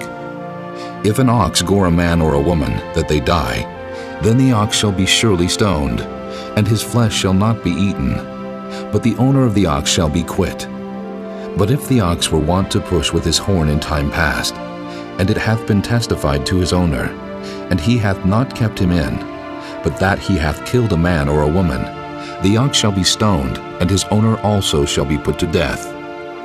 If there be laid on him a sum of money, then he shall give for the ransom of his life whatsoever is laid upon him. Whether he have gored a son, or have gored a daughter, according to this judgment shall it be done unto him. If the ox shall push a manservant or a maidservant, he shall give unto their master 30 shekels of silver, and the ox shall be stoned. And if a man shall open a pit, or if a man shall dig a pit, and not cover it, and an ox or an ass fall therein, the owner of the pit shall make it good, and give money unto the owner of them, and the dead beast shall be his. And if one man's ox hurt another's, that he die, then they shall sell the live ox and divide the money of it, and the dead ox also they shall divide. Or if it be known that the ox hath used to push in time past, and his owner hath not kept him in, he shall surely pay ox for ox, and the dead shall be his own. Chapter 22. If a man shall steal an ox or a sheep and kill it or sell it, he shall restore 5 oxen for an ox, and 4 sheep for a sheep. If a thief be found breaking up, and be smitten that he die, there shall no blood be shed for him. If the sun be risen upon him, there shall be blood shed for him, for he should make full restitution. If he have nothing, then he shall be sold for his theft. If the theft be certainly found in his hand alive, whether it be ox or ass or sheep, he shall restore double. If a man shall cause a field or vineyard to be eaten, and shall put in his beast, and shall feed in another man's field, of the best of his own field, and of the best of his own vineyard, shall he make restitution. If fire break out, and catch in thorns, so that the stacks of corn, or the standing corn, or the field be consumed therewith, he that kindled the fire shall surely make restitution. If a man shall deliver unto his neighbor money or stuff to keep, and it be stolen out of the man's house, if the thief be found, let him pay double. If the thief be not found, then the master of the house shall be brought unto the judges, to see whether he have put his hand unto his neighbor's goods. For all manner of trespass, whether it be for ox, for ass, for sheep, for raiment, or for any manner of lost thing which another challengeth to be his, the cause of both parties shall come before the judges, and whom the judges shall condemn, he shall pay double unto his neighbor. If a man deliver unto his neighbor an ass, or an ox, or a sheep, or any beast to keep, and it die, or be hurt, or driven away, no man seeing it, then shall an oath of the Lord be between them both, that he hath not put his hand unto his neighbor's goods, and the owner of it shall accept thereof, and he shall not make it good. And if it be stolen from him, he shall make restitution unto the owner thereof. If it be torn in pieces, then let him bring it for witness, and he shall not make good that which was torn. And if a man borrow aught of his neighbor, and it be hurt or die, the owner thereof being not with it, he shall surely make it good. But if the owner thereof be with it, he shall not make it good. If it be an hired thing, it came for his hire. And if a man entice a maid that is not betrothed, and lie with her, he shall surely endow her to be his wife. If her father utterly refuse to give her unto him, he shall pay money according to the dowry of virgins. Thou shalt not suffer a witch to live. Whosoever lieth with a beast shall surely be put to death. He that sacrificeth unto any god, save unto the Lord only, he shall be utterly destroyed. Thou shalt neither vex a stranger, nor oppress him, for ye were strangers in the land of Egypt. Ye shall not afflict any widow or fatherless child. If thou afflict them in any wise, and they cry at all unto me, I will surely hear their cry, and my wrath shall wax hot, and I will kill you with the sword, and your wives shall be widows, and your children fatherless. If thou lend money to any of my people that is poor by thee, thou shalt not be to him as an usurer, neither shalt thou lay upon him usury. If thou at all take thy neighbor's raiment to pledge, thou shalt deliver it unto him by that the sun goeth down, for that is his covering only. It is his raiment for his skin. Wherein shall he sleep? And it shall come to pass, when he crieth unto me, that I will hear, for I am gracious. Thou shalt not revile the gods, nor curse the ruler of thy people. Thou shalt not delay to offer the first of thy ripe fruits, and of thy liquors. The firstborn of thy son shalt thou give unto me. Likewise shalt thou do with thine oxen, and with thy sheep. 7 days it shall be with his dam. On the 8th day thou shalt give it me. And ye shall be holy men unto me. Neither shall ye eat any flesh that is torn of beast in the field. Ye shall cast it to the dogs. Chapter 23. Thou shalt not raise a false report. Put not thine hand with the wicked to be an unrighteous witness. Thou shalt not follow a multitude to do evil, neither shalt thou speak in a cause to decline after many to wrest judgment. Neither shalt thou countenance a poor man in his cause. If thou meet thine enemy's ox or his ass going astray, thou shalt surely bring it back to him again. If thou see the ass of him that hateth thee lying under his burden, and wouldest forbear to help him, thou shalt surely help with him. Thou shalt not wrest the judgment of thy poor in his cause. Keep thee far from a false matter, and the innocent and righteous slay thou not, for I will not justify the wicked. And thou shalt take no gift, for the gift blindeth the wise, and perverteth the words of the righteous. Also thou shalt not oppress a stranger, for ye know the heart of a stranger, seeing ye were strangers in the land of Egypt. And 6 years thou shalt sow thy land, and shalt gather in the fruits thereof. But the 7th year thou shalt let it rest and lie still, that the poor of thy people may eat, and what they leave the beasts of the field shall eat. In like manner thou shalt deal with thy vineyard, and with thy oliveyard. 6 days thou shalt do thy work, and on the 7th day thou shalt rest, that thine ox and thine ass may rest, and the son of thy handmaid, and the stranger may be refreshed. And in all things that I have said unto you be circumspect, and make no mention of the name of other gods, neither let it be heard out of thy mouth. 3 times thou shalt keep a feast unto me in the year. Thou shalt keep the feast of unleavened bread. Thou shalt eat unleavened bread 7 days, as I commanded thee, in the time appointed of the month Abib, for in it thou camest out from Egypt. And none shall appear before me empty. And the feast of harvest, the first fruits of thy labors which thou hast sown in the field, and the feast of ingathering, which is in the end of the year, when thou hast gathered in thy labors out of the field. 3 times in the year all thy males shall appear before the Lord God. Thou shalt not offer the blood of my sacrifice with leavened bread, neither shall the fat of my sacrifice remain until the morning.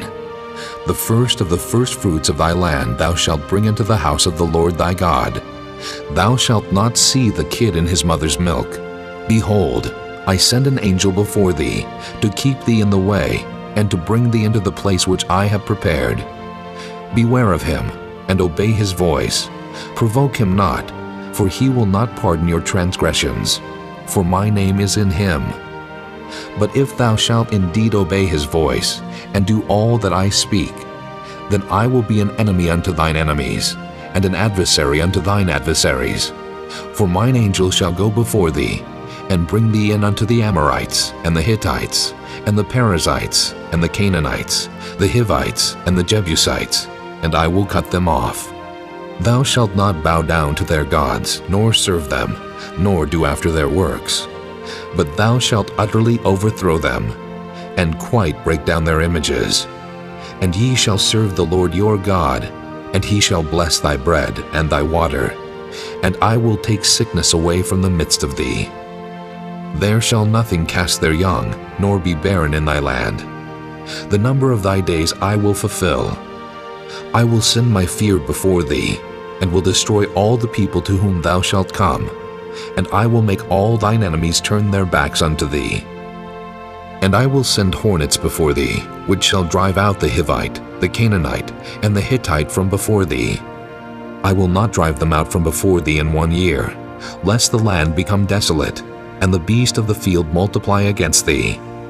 By little and little I will drive them out from before thee, until thou be increased and inherit the land. And I will set thy bounds from the Red Sea, even unto the sea of the Philistines, and from the desert unto the river.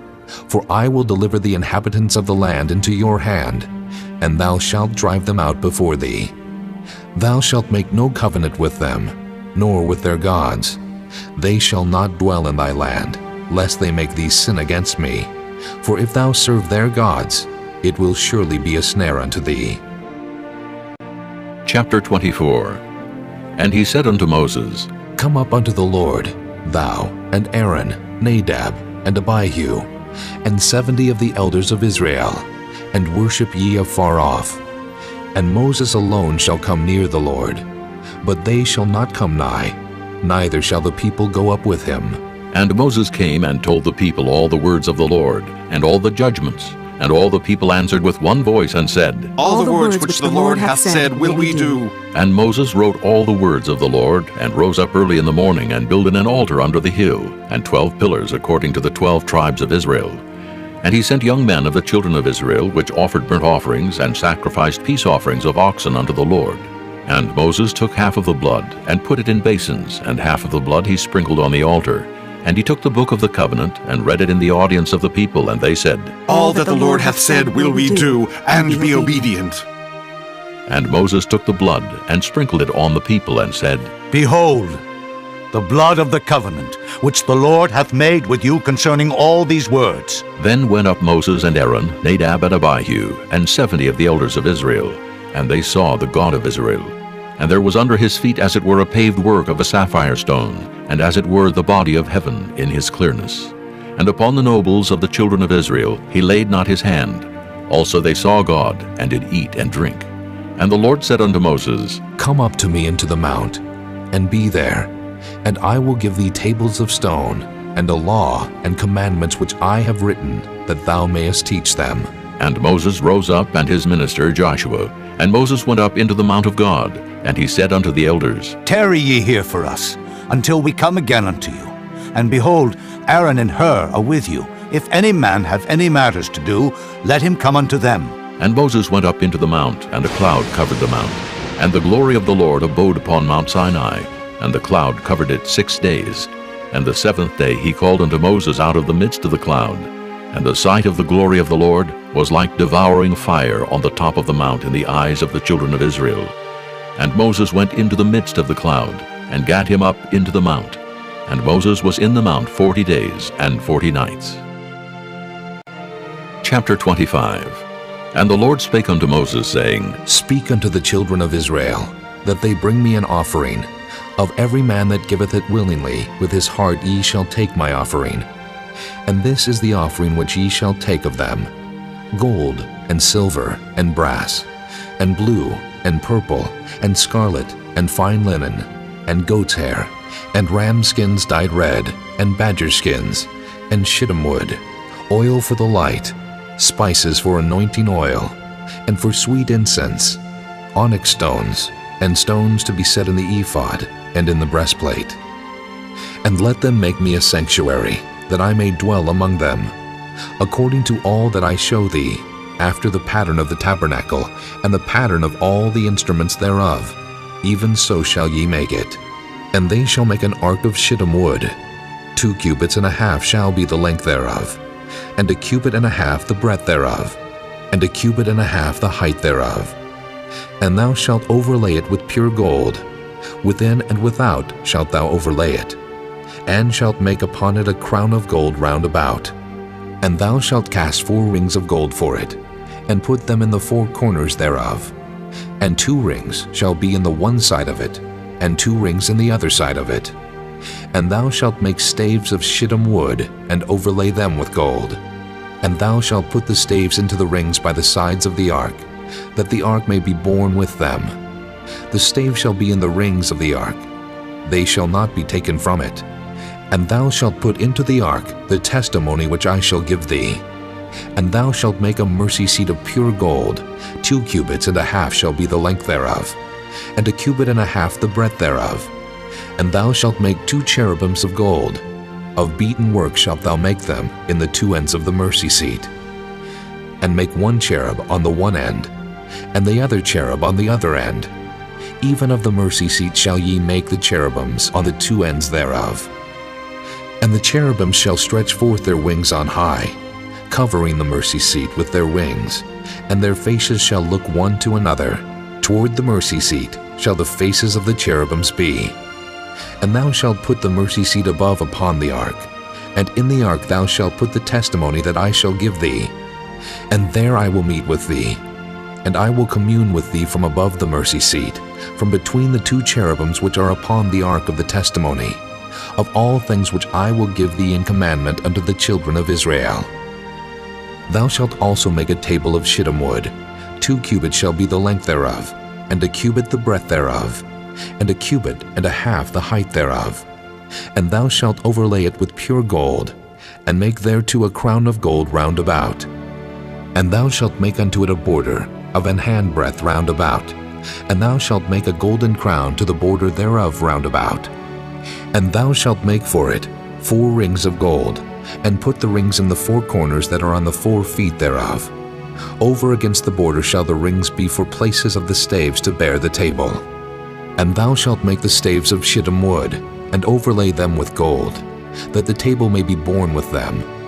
And thou shalt make the dishes thereof, and spoons thereof, and covers thereof, and bowls thereof, to cover withal, of pure gold shalt thou make them. And thou shalt set upon the table showbread before me alway. And thou shalt make a candlestick of pure gold, of beaten work shall the candlestick be made. His shaft, and his branches, his bowls, his knops, and his flowers shall be of the same. And 6 branches shall come out of the sides of it, 3 branches of the candlestick out of the one side, and 3 branches of the candlestick out of the other side. 3 bowls made like unto almonds, with a knop and a flower in one branch, and 3 bowls made like almonds in the other branch, with a knop and a flower. So in the 6 branches that come out of the candlestick, and in the candlestick shall be 4 bowls made like unto almonds, with their knops and their flowers. And there shall be a knop under 2 branches of the same, and a knop under 2 branches of the same, and a knop under 2 branches of the same, according to the 6 branches that proceed out of the candlestick. Their knops and their branches shall be of the same. All it shall be one beaten work of pure gold.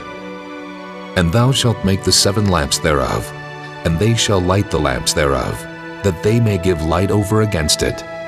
And the tongs thereof, and the snuff dishes thereof, shall be of pure gold. Of a talent of pure gold shall he make it, with all these vessels.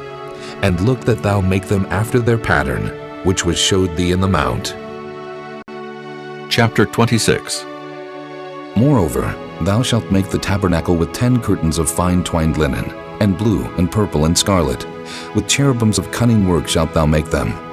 The length of one curtain shall be 28 cubits, and the breadth of one curtain 4 cubits. And every one of the curtains shall have one measure. The 5 curtains shall be coupled together, one to another, and other 5 curtains shall be coupled one to another. And thou shalt make loops of blue upon the edge of the one curtain from the selvage in the coupling. And likewise shalt thou make in the uttermost edge of another curtain, in the coupling of the second.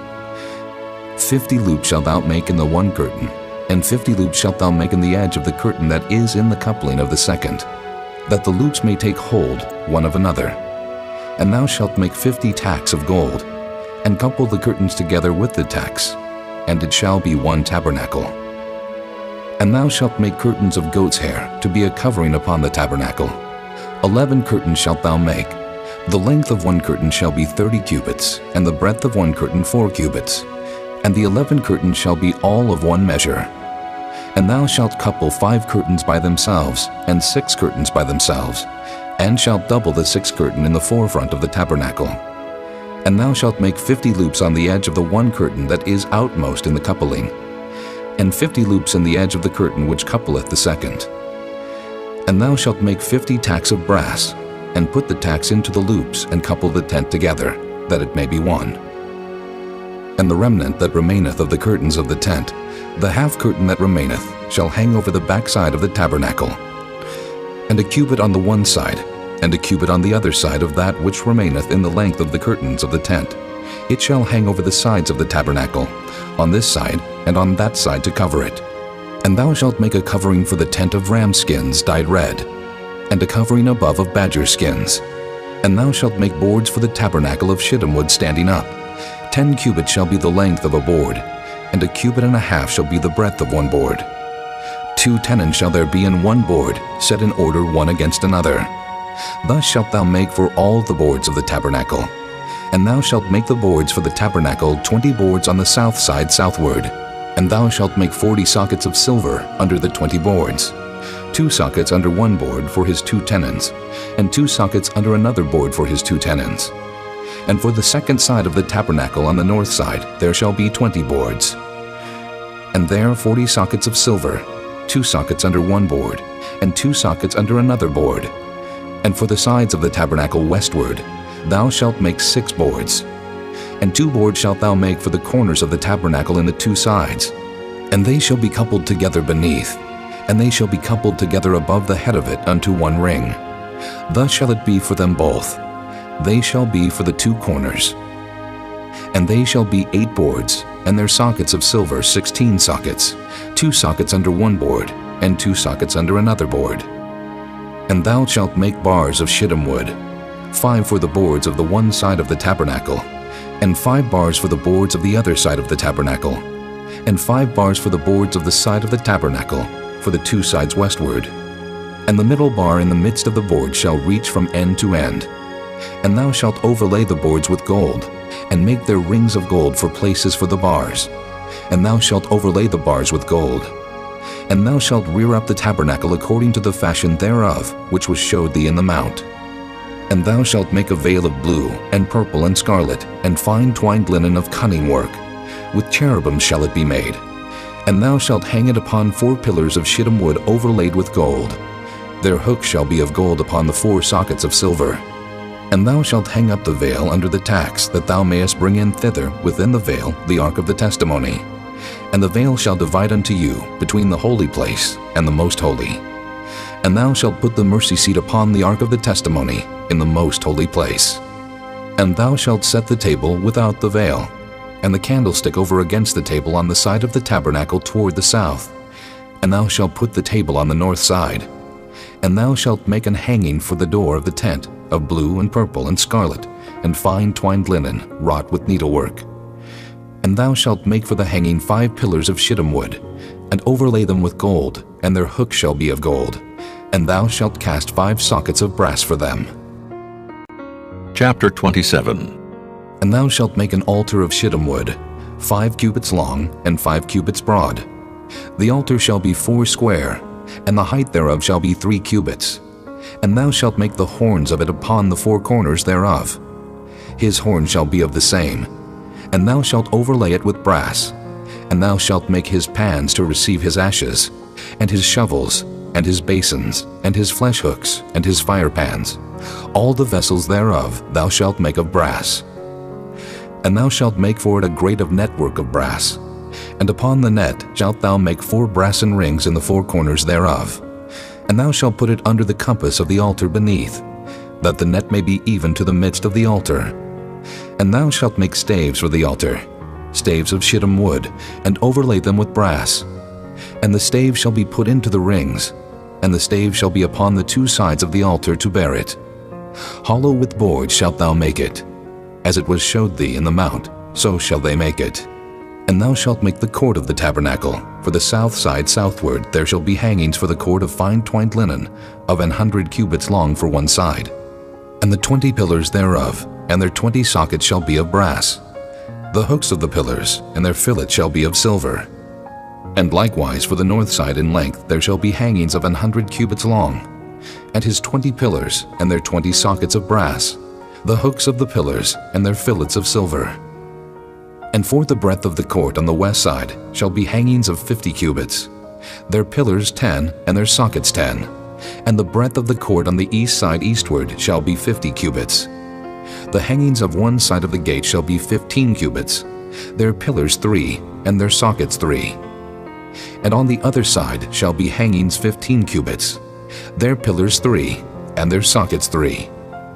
And for the gate of the court shall be an hanging of 20 cubits, of blue and purple and scarlet, and fine twined linen, wrought with needlework. And their pillars shall be 4, and their sockets 4. All the pillars round about the court shall be filleted with silver. Their hooks shall be of silver, and their sockets of brass. The length of the court shall be 100 cubits, and the breadth 50, everywhere. And the height 5 cubits of fine twined linen, and their sockets of brass.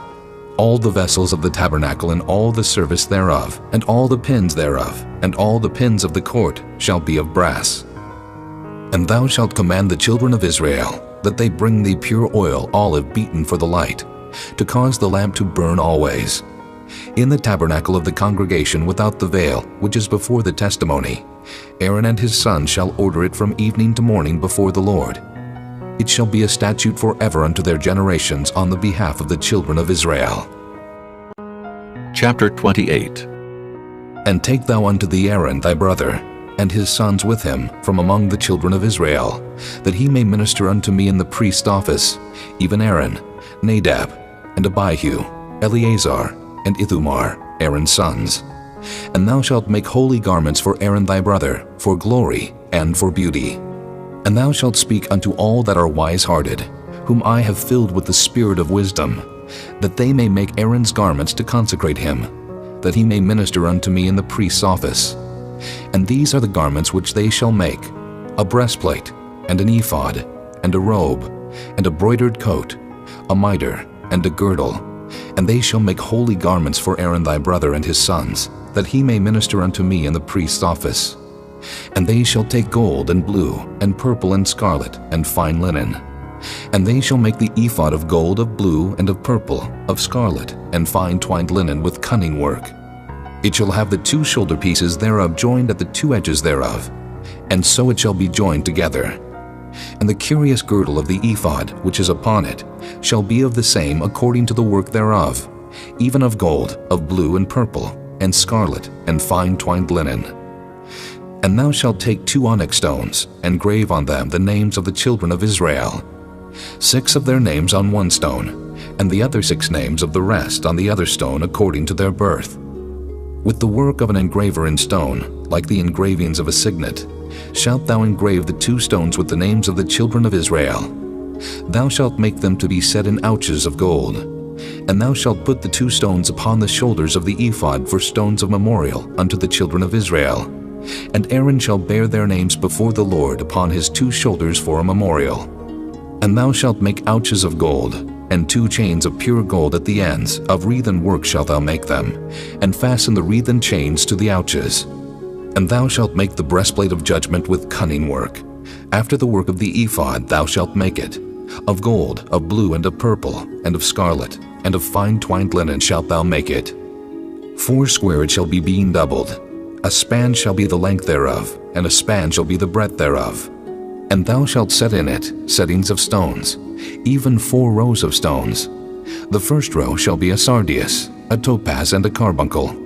This shall be the first row. And the second row shall be an emerald, a sapphire, and a diamond. And the third row, a ligure, an agate, and an amethyst. And the fourth row, a beryl, and an onyx, and a jasper. They shall be set in gold in their enclosings. And the stones shall be with the names of the children of Israel, 12 according to their names, like the engravings of a signet. Every one with his name shall they be according to the 12 tribes. And thou shalt make upon the breastplate chains at the ends of wreathen work of pure gold. And thou shalt make upon the breastplate 2 rings of gold, and shalt put the 2 rings on the 2 ends of the breastplate. And thou shalt put the 2 wreathen chains of gold in the 2 rings which are on the ends of the breastplate. And the other 2 ends of the 2 wreathen chains thou shalt fasten in the 2 ouches, and put them on the shoulder pieces of the ephod before it. And thou shalt make 2 rings of gold, and thou shalt put them upon the 2 ends of the breastplate in the border thereof, which is in the side of the ephod inward. And 2 other rings of gold thou shalt make, and shalt put them on the 2 sides of the ephod underneath, toward the forepart thereof, over against the other coupling thereof, above the curious girdle of the ephod. And they shall bind the breastplate by the rings thereof unto the rings of the ephod with a lace of blue, that it may be above the curious girdle of the ephod, and that the breastplate be not loosed from the ephod. And Aaron shall bear the names of the children of Israel in the breastplate of judgment upon his heart, when he goeth in unto the holy place, for a memorial before the Lord continually. And thou shalt put in the breastplate of judgment the Urim and the Thummim, and they shall be upon Aaron's heart when he goeth in before the Lord. And Aaron shall bear the judgment of the children of Israel upon his heart before the Lord continually. And thou shalt make the robe of the ephod all of blue, and there shall be an hole in the top of it, in the midst thereof. It shall have a binding of woven work round about the whole of it, as it were the hole of an habergeon, that it be not rent. And beneath, upon the hem of it, thou shalt make pomegranates of blue, and of purple, and of scarlet, round about the hem thereof, and bells of gold between them round about. A golden bell and a pomegranate, a golden bell and a pomegranate, upon the hem of the robe round about. And it shall be upon Aaron to minister, and his sound shall be heard when he goeth in unto the holy place before the Lord, and when he cometh out, that he die not. And thou shalt make a plate of pure gold, and grave upon it, like the engravings of a signet, Holiness to the Lord. And thou shalt put it on a blue lace, that it may be upon the mitre. Upon the forefront of the mitre it shall be. And it shall be upon Aaron's forehead, that Aaron may bear the iniquity of the holy things, which the children of Israel shall hallow in all their holy gifts. And it shall be always upon his forehead, that they may be accepted before the Lord. And thou shalt embroider the coat of fine linen, and thou shalt make the mitre of fine linen, and thou shalt make the girdle of needlework. And for Aaron's sons thou shalt make coats, and thou shalt make for them girdles, and bonnets shalt thou make for them, for glory and for beauty. And thou shalt put them upon Aaron thy brother, and his sons with him, and shalt anoint them, and consecrate them, and sanctify them, that they may minister unto me in the priest's office. And thou shalt make them linen breeches to cover their nakedness. From the loins even unto the thighs they shall reach. And they shall be upon Aaron and upon his sons when they come in unto the tabernacle of the congregation, or when they come near unto the altar to minister in the holy place, that they bear not iniquity and die. It shall be a statute forever unto him and his seed after him. Chapter 29. And this is the thing that thou shalt do unto them, to hallow them, to minister unto me in the priest's office. Take 1 young bullock, and 2 rams without blemish, and unleavened bread, and cakes unleavened tempered with oil, and wafers unleavened anointed with oil. Of wheaten flour shalt thou make them. And thou shalt put them into 1 basket, and bring them in the basket with the bullock and the 2 rams. And Aaron and his sons thou shalt bring unto the door of the tabernacle of the congregation, and shalt wash them with water. And thou shalt take the garments, and put upon Aaron the coat, and the robe of the ephod, and the breastplate, and gird him with the curious girdle of the ephod. And thou shalt put the mitre upon his head, and put the holy crown upon the mitre. Then shalt thou take the anointing oil, and pour it upon his head, and anoint him. And thou shalt bring his sons, and put coats upon them, and thou shalt gird them with girdles, Aaron and his sons, and put the bonnets on them, and the priest's office shall be theirs for a perpetual statute. And thou shalt consecrate Aaron and his sons. And thou shalt cause a bullock to be brought before the tabernacle of the congregation. And Aaron and his sons shall put their hands upon the head of the bullock. And thou shalt kill the bullock before the Lord, by the door of the tabernacle of the congregation. And thou shalt take of the blood of the bullock, and put it upon the horns of the altar with thy finger, and pour all the blood beside the bottom of the altar. And thou shalt take all the fat that covereth the inwards, and the caul that is above the liver, and the 2 kidneys, and the fat that is upon them, and burn them upon the altar. But the flesh of the bullock, and his skin, and his dung, shalt thou burn with fire without the camp. It is a sin offering. Thou shalt also take 1 ram, and Aaron and his sons shall put their hands upon the head of the ram. And thou shalt slay the ram. And thou shalt take his blood, and sprinkle it round about upon the altar. And thou shalt cut the ram in pieces, and wash the inwards of him, and his legs, and put them unto his pieces, and unto his head. And thou shalt burn the whole ram upon the altar. It is a burnt offering unto the Lord. It is a sweet savor, an offering made by fire unto the Lord. And thou shalt take the other ram, and Aaron and his sons shall put their hands upon the head of the ram.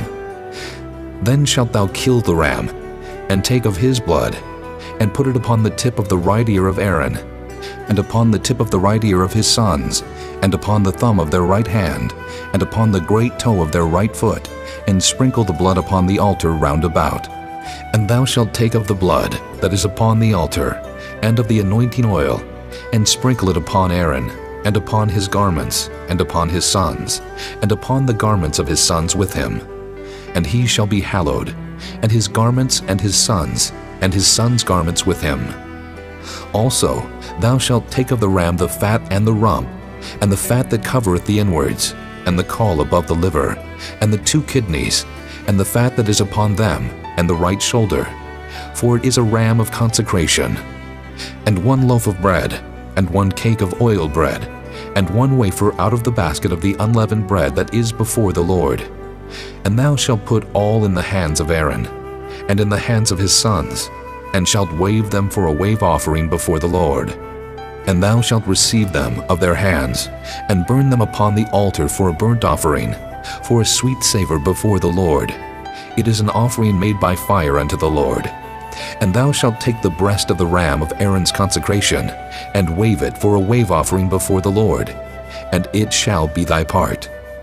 And thou shalt sanctify the breast of the wave offering, and the shoulder of the heave offering, which is waved, and which is heaved up, of the ram of the consecration, even of that which is for Aaron, and of that which is for his sons. And it shall be Aaron's and his sons by a statute forever from the children of Israel. For it is an heave offering, and it shall be an heave offering from the children of Israel of the sacrifice of their peace offerings, even their heave offering unto the Lord.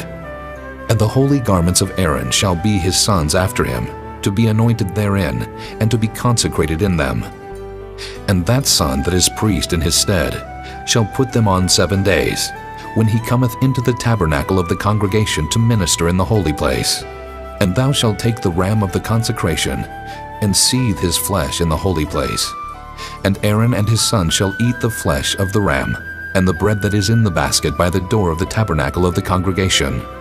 And they shall eat those things wherewith the atonement was made, to consecrate and to sanctify them. But a stranger shall not eat thereof, because they are holy. And if aught of the flesh of the consecrations, or of the bread remain unto the morning, then thou shalt burn the remainder with fire. It shall not be eaten, because it is holy. And thus shalt thou do unto Aaron, and to his sons, according to all things which I have commanded thee. 7 days shalt thou consecrate them, and thou shalt offer every day a bullock for a sin offering for atonement. And thou shalt cleanse the altar, when thou hast made an atonement for it, and thou shalt anoint it to sanctify it. 7 days thou shalt make an atonement for the altar, and sanctify it, and it shall be an altar most holy. Whatsoever toucheth the altar shall be holy. Now this is that which thou shalt offer upon the altar: 2 lambs of the first year, day by day continually. The 1 lamb thou shalt offer in the morning, and the other lamb thou shalt offer at even.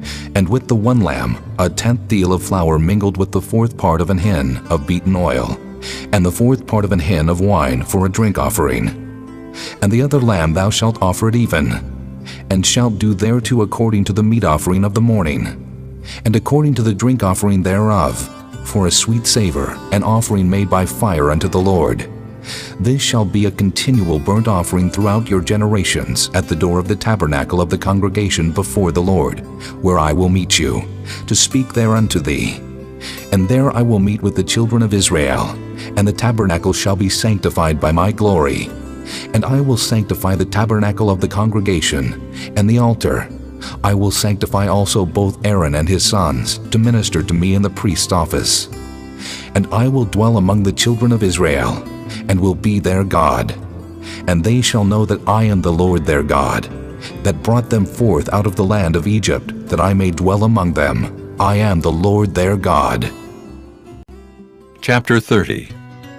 And thou shalt make an altar to burn incense upon. Of shittim wood shalt thou make it. A cubit shall be the length thereof, and a cubit the breadth thereof.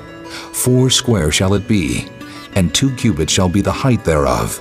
The horns thereof shall be of the same. And thou shalt overlay it with pure gold, the top thereof, and the sides thereof round about, and the horns thereof. And thou shalt make unto it a crown of gold round about. And 2 golden rings shalt thou make to it under the crown of it, by the 2 corners thereof. Upon the 2 sides of it shalt thou make it, and they shall be for places for the staves to bear it withal. And thou shalt make the staves of shittim wood, and overlay them with gold. And thou shalt put it before the veil that is by the ark of the testimony, before the mercy seat that is over the testimony, where I will meet with thee. And Aaron shall burn thereon sweet incense every morning. When he dresseth the lamps, he shall burn incense upon it. And when Aaron lighteth the lamps at even, he shall burn incense upon it, a perpetual incense before the Lord throughout your generations. Ye shall offer no strange incense thereon, nor burnt sacrifice, nor meat offering, neither shall ye pour drink offering thereon. And Aaron shall make an atonement upon the horns of it once in a year, with the blood of the sin offering of atonements. Once in the year shall he make atonement upon it throughout your generations. It is most holy unto the Lord. And the Lord spake unto Moses, saying, When thou takest the sum of the children of Israel after their number, then shall they give every man a ransom for his soul unto the Lord, when thou numberest them, that there be no plague among them when thou numberest them. This they shall give, every one that passeth among them that are numbered, half a shekel after the shekel of the sanctuary. A shekel is 20 gerahs, and half shekel shall be the offering of the Lord. Every one that passeth among them that are numbered, from 20 years old and above, shall give an offering unto the Lord. The rich shall not give more, and the poor shall not give less than half a shekel, when they give an offering unto the Lord to make an atonement for your souls. And thou shalt take the atonement money of the children of Israel, and shalt appoint it for the service of the tabernacle of the congregation, that it may be a memorial unto the children of Israel before the Lord, to make an atonement for your souls. And the Lord spake unto Moses, saying, Thou shalt also make a laver of brass, and his foot also of brass, to wash withal, and thou shalt put it between the tabernacle of the congregation and the altar, and thou shalt put water therein. For Aaron and his sons shall wash their hands and their feet thereat.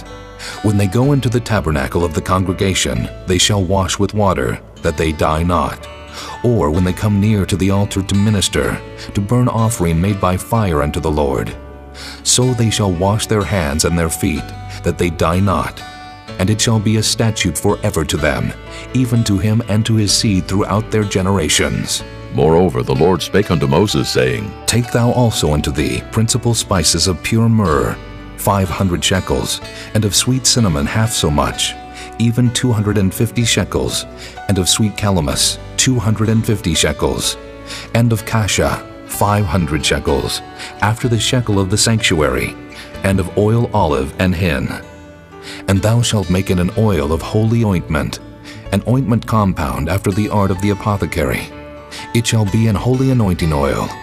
And thou shalt anoint the tabernacle of the congregation therewith, and the ark of the testimony, and the table, and all his vessels, and the candlestick, and his vessels, and the altar of incense, and the altar of burnt offering with all his vessels, and the laver, and his foot. And thou shalt sanctify them, that they may be most holy. Whatsoever toucheth them shall be holy. And thou shalt anoint Aaron and his sons, and consecrate them, that they may minister unto me in the priest's office. And thou shalt speak unto the children of Israel, saying, This shall be an holy anointing oil unto me throughout your generations. Upon man's flesh shall it not be poured, neither shall ye make any other like it after the composition of it. It is holy, and it shall be holy unto you. Whosoever compoundeth any like it, or whosoever putteth any of it upon a stranger, shall even be cut off from his people. And the Lord said unto Moses, Take unto thee sweet spices, stacte, and onycha, and galbanum. These sweet spices with pure frankincense, of each shall there be a like weight. And thou shalt make it a perfume, a confection after the art of the apothecary, tempered together, pure and holy.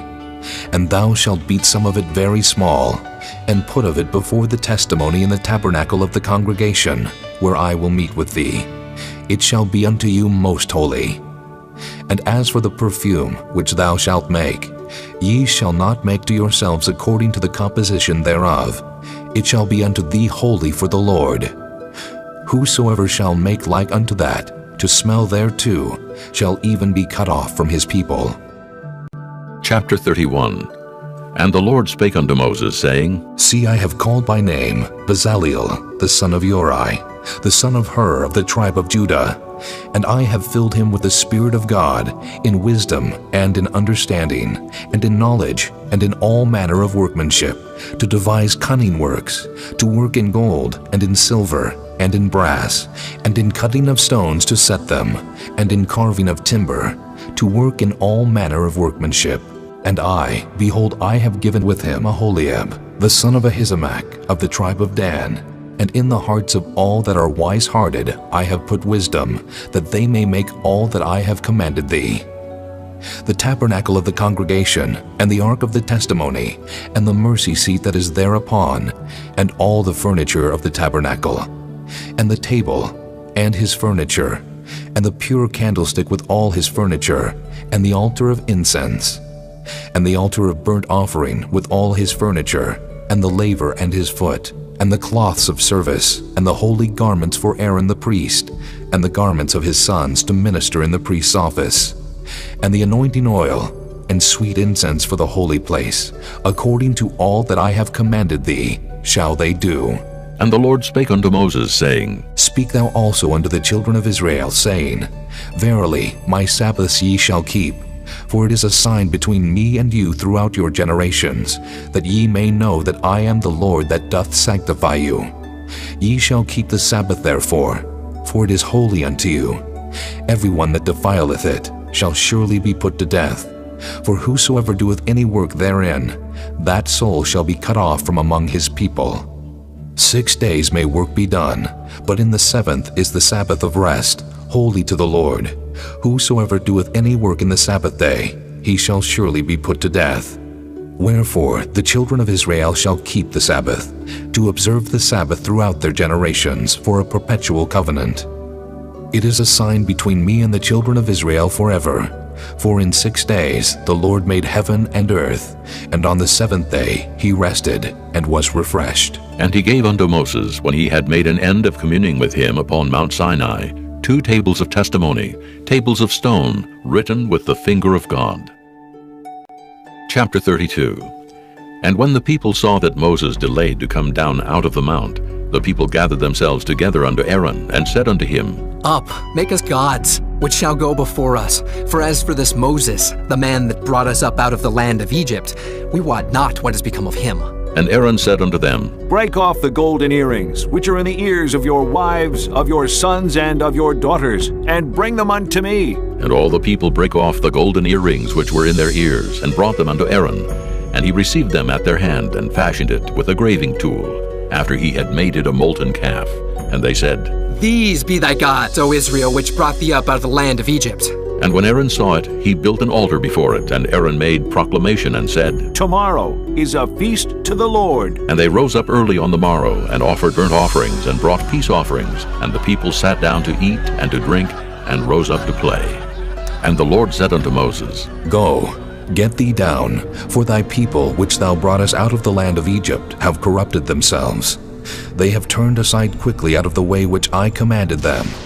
They have made them a molten calf, and have worshipped it, and have sacrificed thereunto, and said, These be thy gods, O Israel, which have brought thee up out of the land of Egypt. And the Lord said unto Moses, I have seen this people, and, behold, it is a stiff-necked people.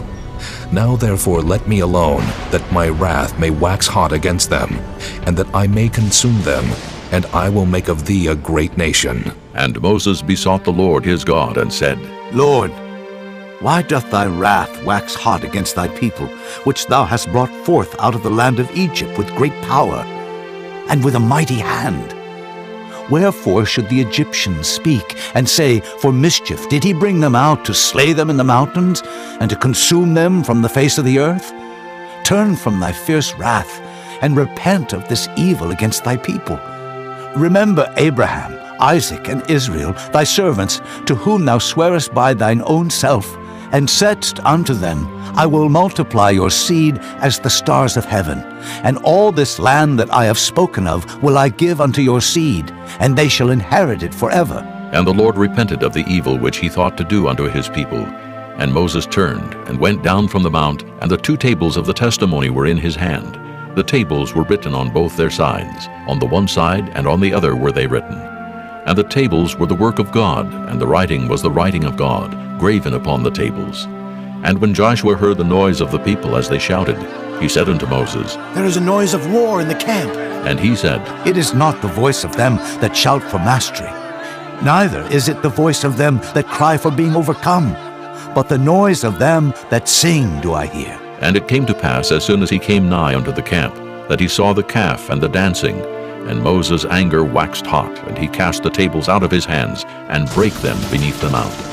And he took the calf which they had made, and burnt it in the fire, and ground it to powder, and strawed it upon the water, and made the children of Israel drink of it. And Moses said unto Aaron, What did this people unto thee, that thou hast brought so great a sin upon them? And Aaron said, Let not the anger of my Lord wax hot. Thou knowest the people, that they are set on mischief. For they said unto me, Make us gods which shall go before us. For as for this Moses, the man that brought us up out of the land of Egypt, we wot not what is become of him. And I said unto them, Whosoever hath any gold, let them break it off. So they gave it me. Then I cast it into the fire, and there came out this calf. And when Moses saw that the people were naked, for Aaron had made them naked unto their shame among their enemies, then Moses stood in the gate of the camp, and said, Who is on the Lord's side? Let him come unto me. And all the sons of Levi gathered themselves together unto him. And he said unto them, Thus saith the Lord God of Israel, Put every man his sword by his side, and go in and out from gate to gate throughout the camp, and slay every man his brother, and every man his companion, and every man his neighbor. And the children of Levi did according to the word of Moses. And there fell of the people that day about 3,000 men.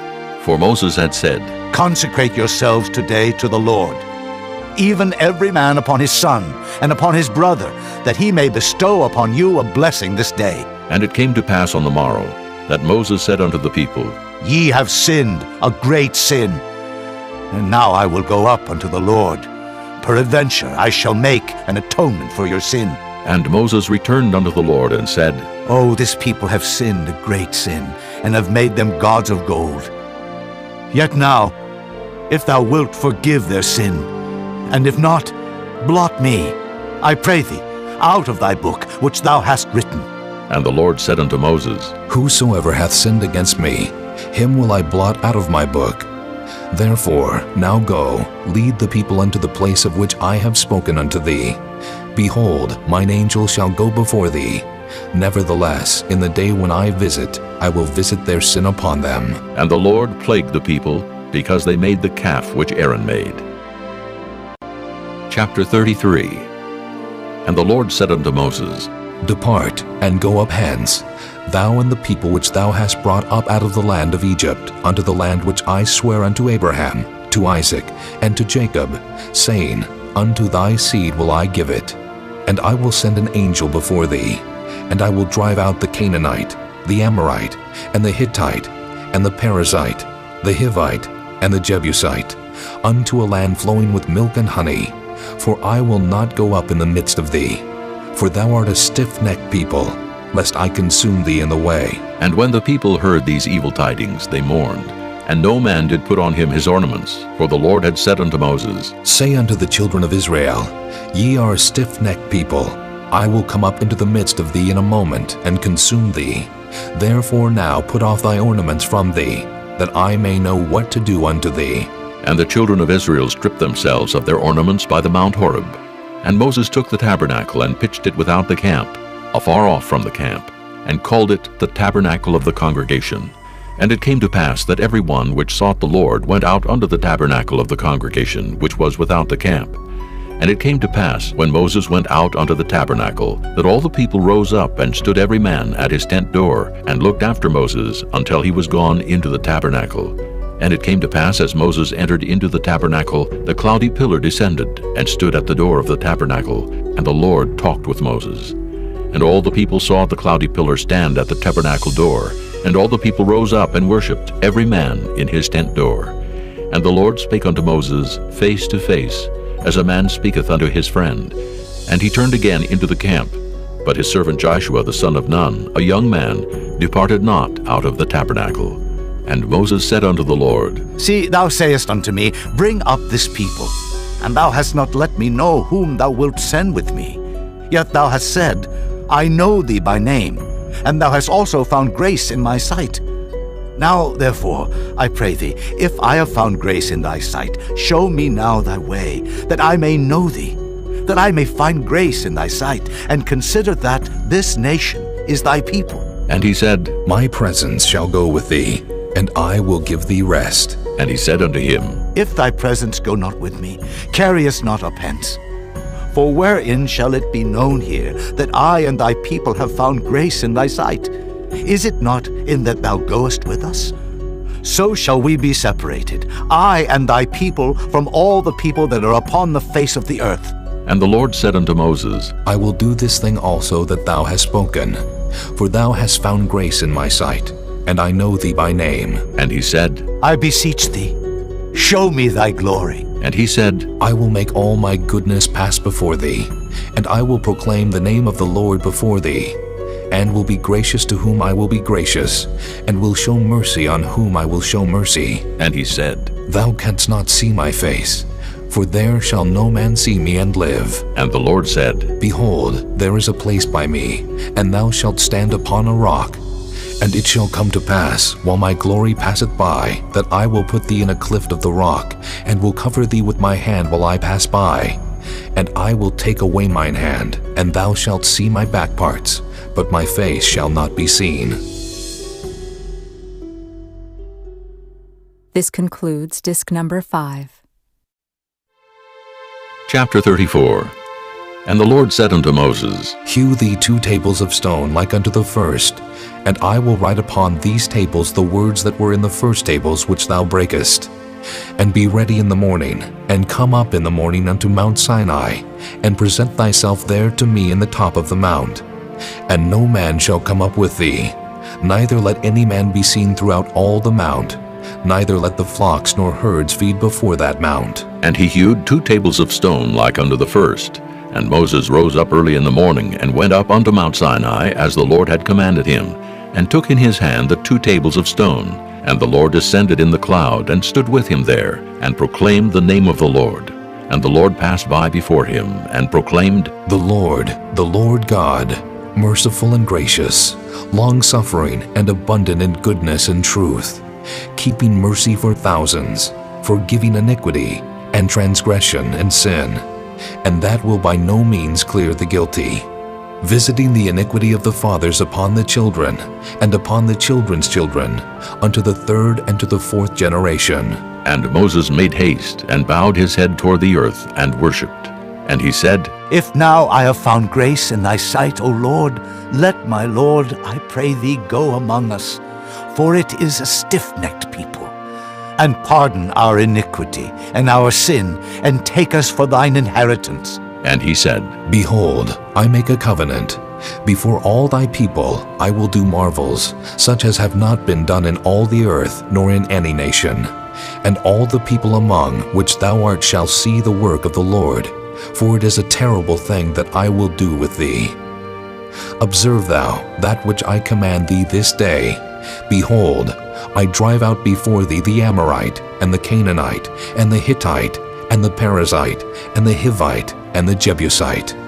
Take heed to thyself, lest thou make a covenant with the inhabitants of the land whither thou goest, lest it be for a snare in the midst of thee. But ye shall destroy their altars, break their images, and cut down their groves. For thou shalt worship no other God, for the Lord, whose name is jealous, is a jealous God, lest thou make a covenant with the inhabitants of the land, and they go a-whoring after their gods, and do sacrifice unto their gods, and one call thee, and thou eat of his sacrifice. And thou take of their daughters unto thy sons, and their daughters go a-whoring after their gods, and make thy sons go a-whoring after their gods. Thou shalt make thee no molten gods. The feast of unleavened bread shalt thou keep. 7 days thou shalt eat unleavened bread, as I commanded thee in the time of the month Abib. For in the month Abib thou camest out from Egypt. All that openeth the matrix is mine, and every firstling among thy cattle, whether ox or sheep that is male. But the firstling of an ass thou shalt redeem with a lamb, and if thou redeem him not, then shalt thou break his neck. All the firstborn of thy sons thou shalt redeem, and none shall appear before me empty. 6 days thou shalt work, but on the 7th day thou shalt rest. In earing time and in harvest thou shalt rest. And thou shalt observe the feast of weeks, of the firstfruits of wheat harvest, and the feast of ingathering at the year's end. Thrice in the year shall all your men children appear before the Lord God, the God of Israel. For I will cast out the nations before thee, and enlarge thy borders.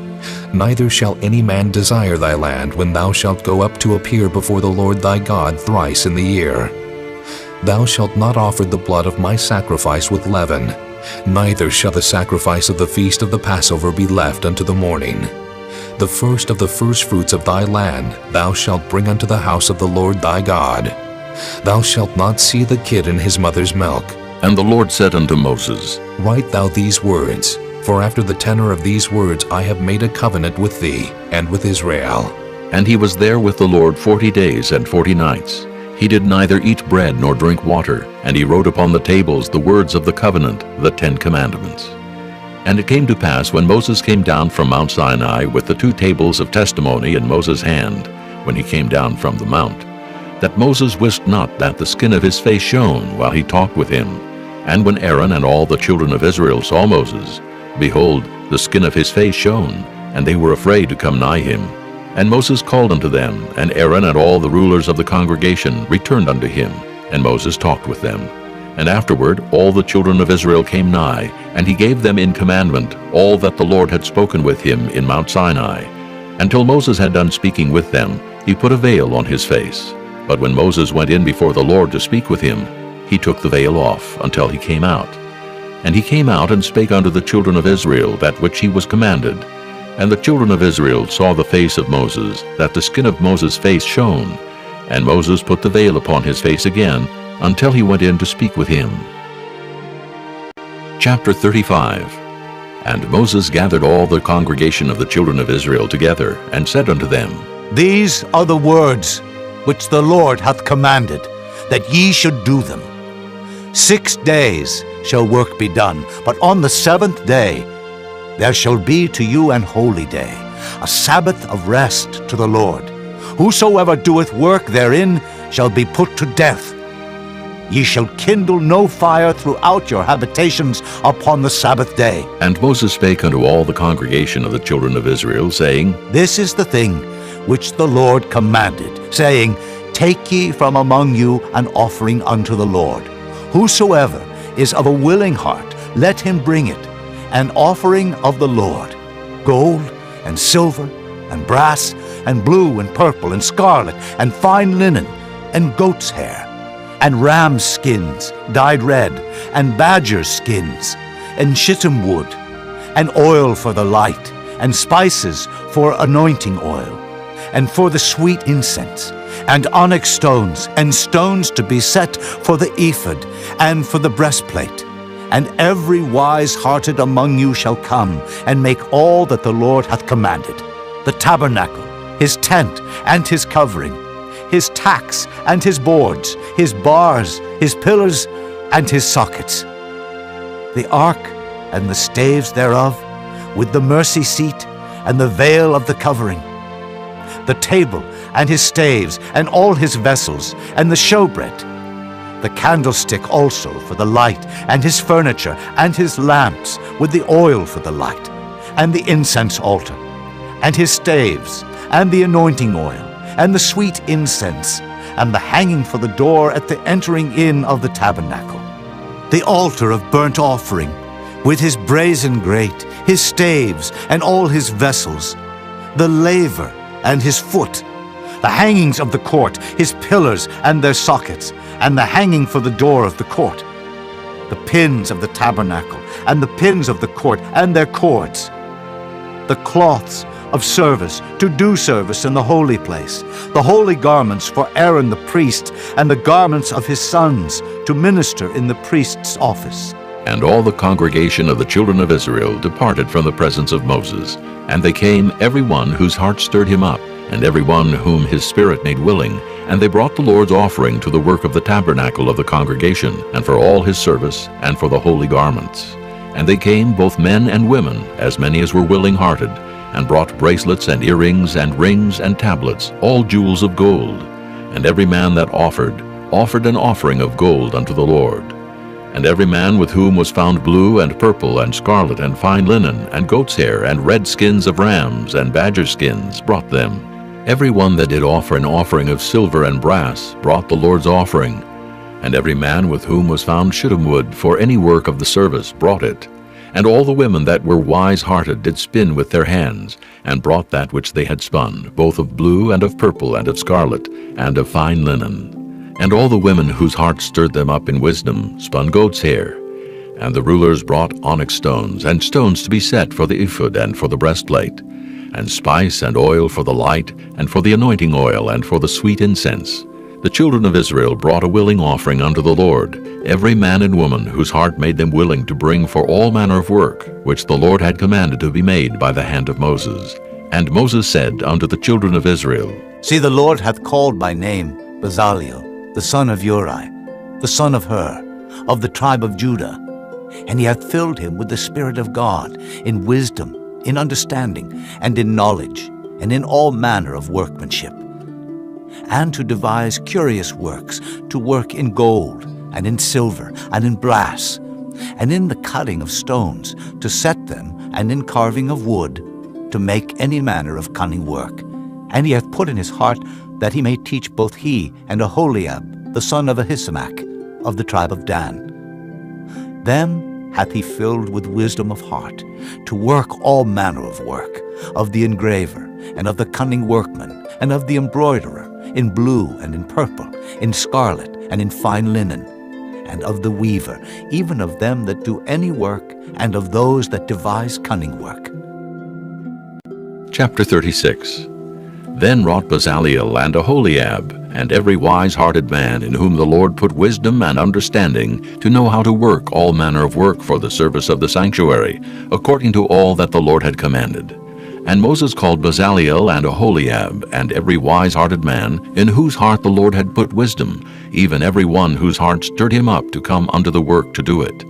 And they received of Moses all the offering which the children of Israel had brought for the work of the service of the sanctuary, to make it withal. And they brought yet unto him free offerings every morning. And all the wise men that wrought all the work of the sanctuary came every man from his work which they made. And they spake unto Moses, saying, The people bring much more than enough for the service of the work, which the Lord commanded to make. And Moses gave commandment, and they caused it to be proclaimed throughout the camp, saying, Let neither man nor woman make any more work for the offering of the sanctuary. So the people were restrained from bringing, for the stuff they had was sufficient for all the work to make it, and too much. And every wise-hearted man among them that wrought the work of the tabernacle made 10 curtains of fine twined linen, and blue, and purple, and scarlet. With cherubims of cunning work made he them. The length of one curtain was 28 cubits, and the breadth of one curtain 4 cubits. The curtains were all of one size. And he coupled the 5 curtains one unto another, and the other 5 curtains he coupled one unto another. And he made loops of blue on the edge of one curtain from the selvage in the coupling. Likewise he made in the uttermost side of another curtain, in the coupling of the second. 50 loops made he in one curtain, and 50 loops made he in the edge of the curtain, which was in the coupling of the second. The loops held one curtain to another. And he made 50 tacks of gold, and coupled the curtains one unto another with the tacks, so it became one tabernacle. And he made curtains of goat's hair for the tent over the tabernacle. 11 curtains he made them. The length of one curtain was 30 cubits, and 4 cubits was the breadth of one curtain. The 11 curtains were of one size. And he coupled 5 curtains by themselves, and 6 curtains by themselves. And he made 50 loops upon the uttermost edge of the curtain in the coupling. And 50 loops made he upon the edge of the curtain which coupleth the second. And he made 50 tacks of brass to couple the tent together, that it might be one. And he made a covering for the tent of ram skin dyed red, and a covering of badger skin above that.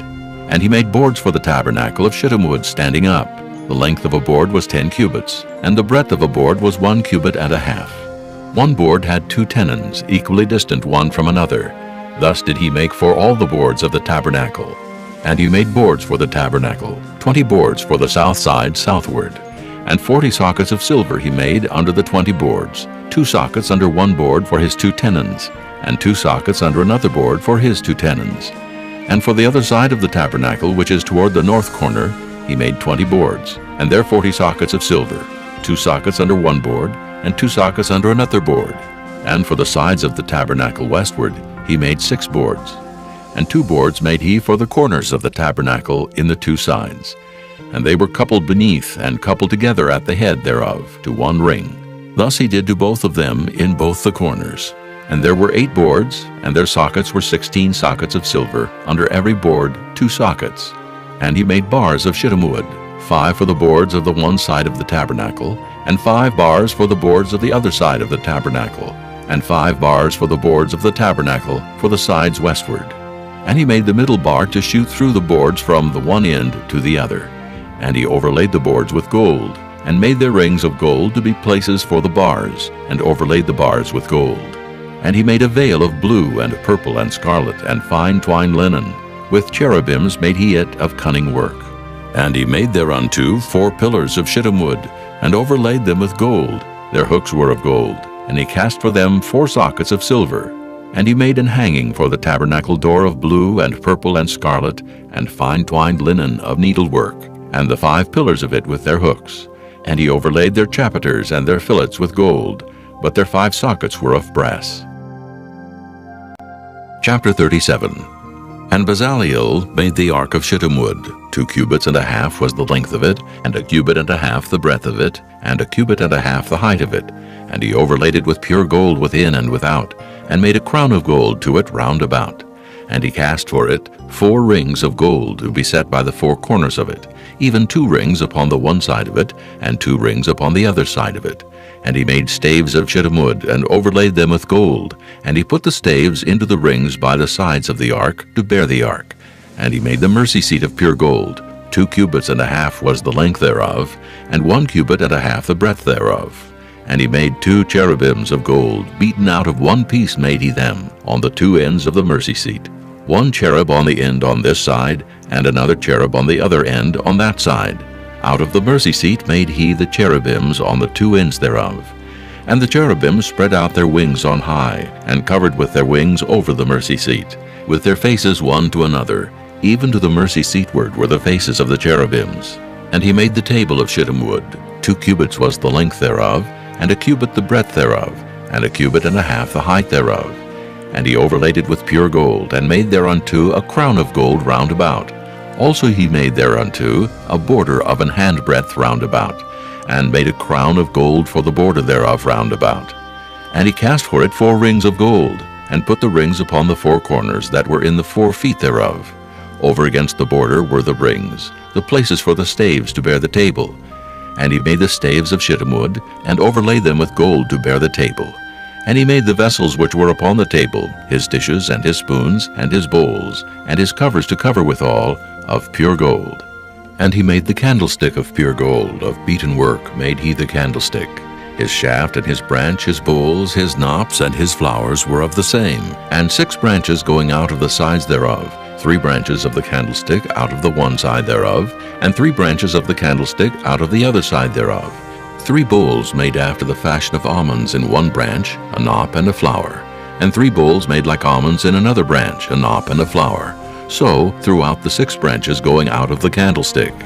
And in the candlestick were 4 bowls made like almonds, his knops and his flowers, and a knop under 2 branches of the same, and a knop under 2 branches of the same, and a knop under 2 branches of the same, according to the 6 branches going out of it.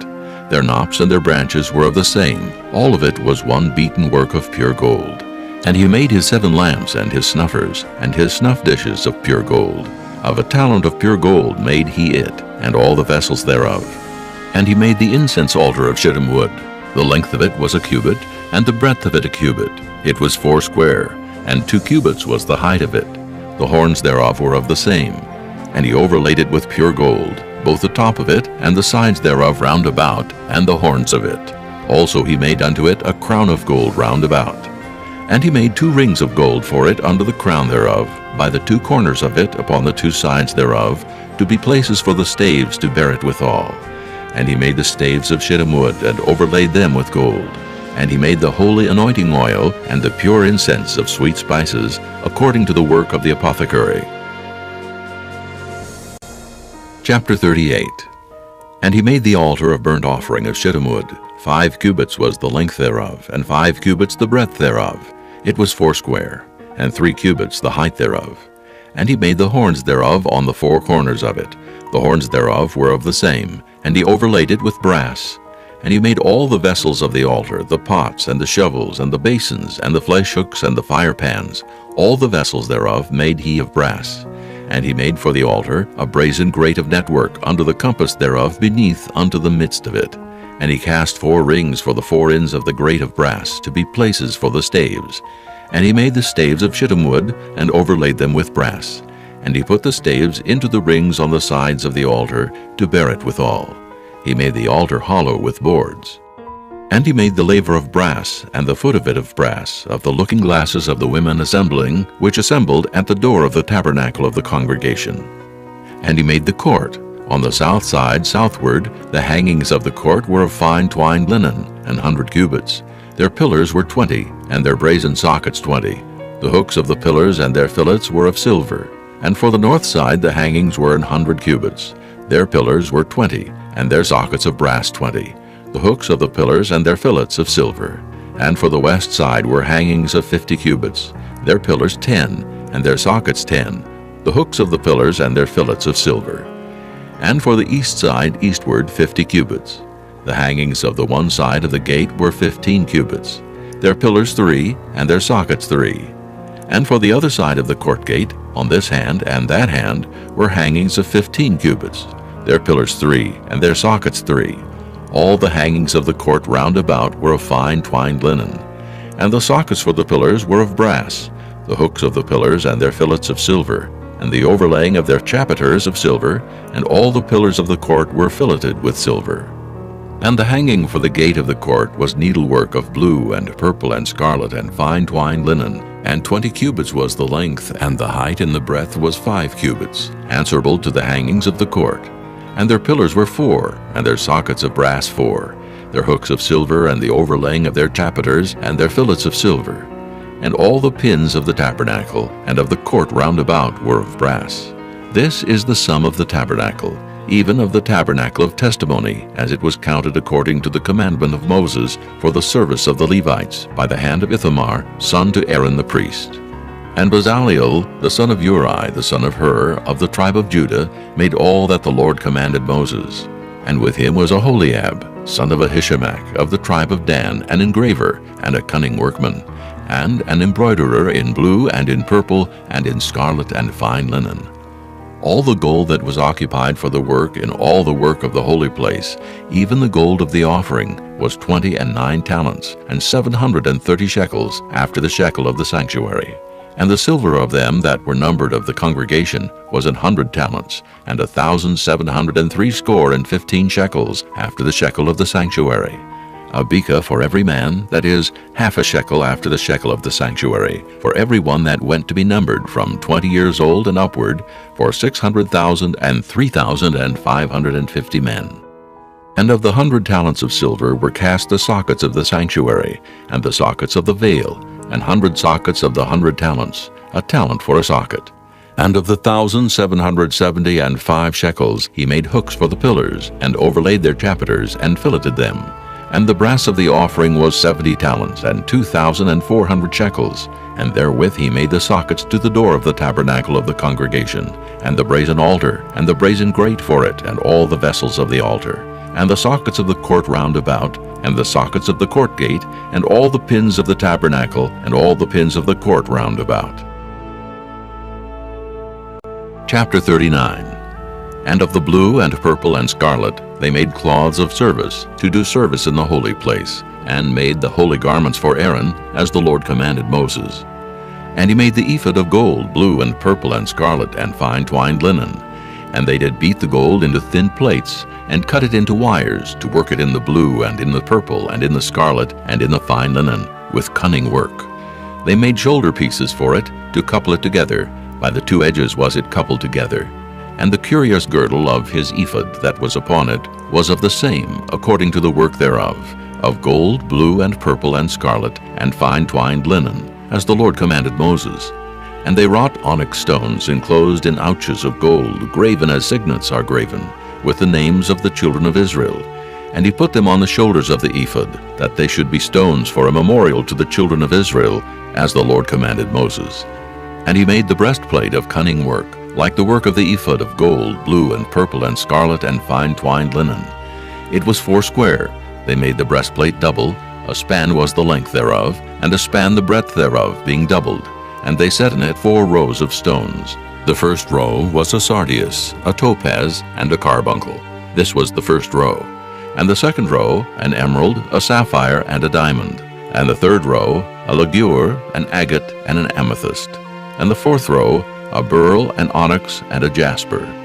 They were enclosed in ouches of gold in their enclosings.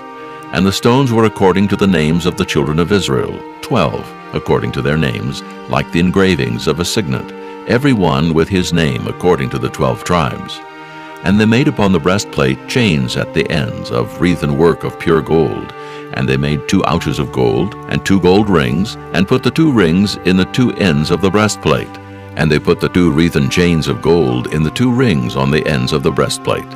And the 2 ends of the 2 wreathen chains they fastened in the 2 ouches, and put them on the shoulder pieces of the ephod before it.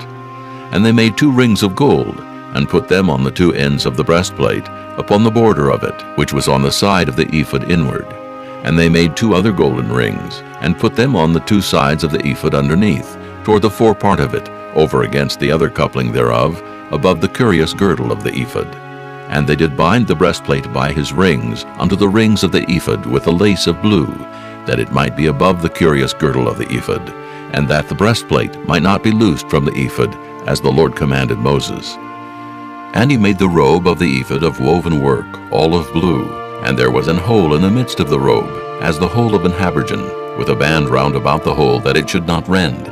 And they made upon the hems of the robe pomegranates of blue, and purple, and scarlet, and twined linen. And they made bells of pure gold, and put the bells between the pomegranates upon the hem of the robe, round about between the pomegranates. A bell and a pomegranate, a bell and a pomegranate, round about the hem of the robe to minister in, as the Lord commanded Moses. And they made coats of fine linen of woven work for Aaron and for his sons, and a mitre of fine linen, and goodly bonnets of fine linen, and linen breeches of fine twined linen, and a girdle of fine twined linen, and blue and purple and scarlet, of needlework, as the Lord commanded Moses. And they made the plate of the holy crown of pure gold, and wrote upon it a writing, like to the engravings of a signet, Holiness to the Lord. And they tied unto it a lace of blue to fasten it on high upon the mitre, as the Lord commanded Moses. Thus was all the work of the tabernacle of the tent of the congregation finished. And the children of Israel did according to all that the Lord commanded Moses, so did they.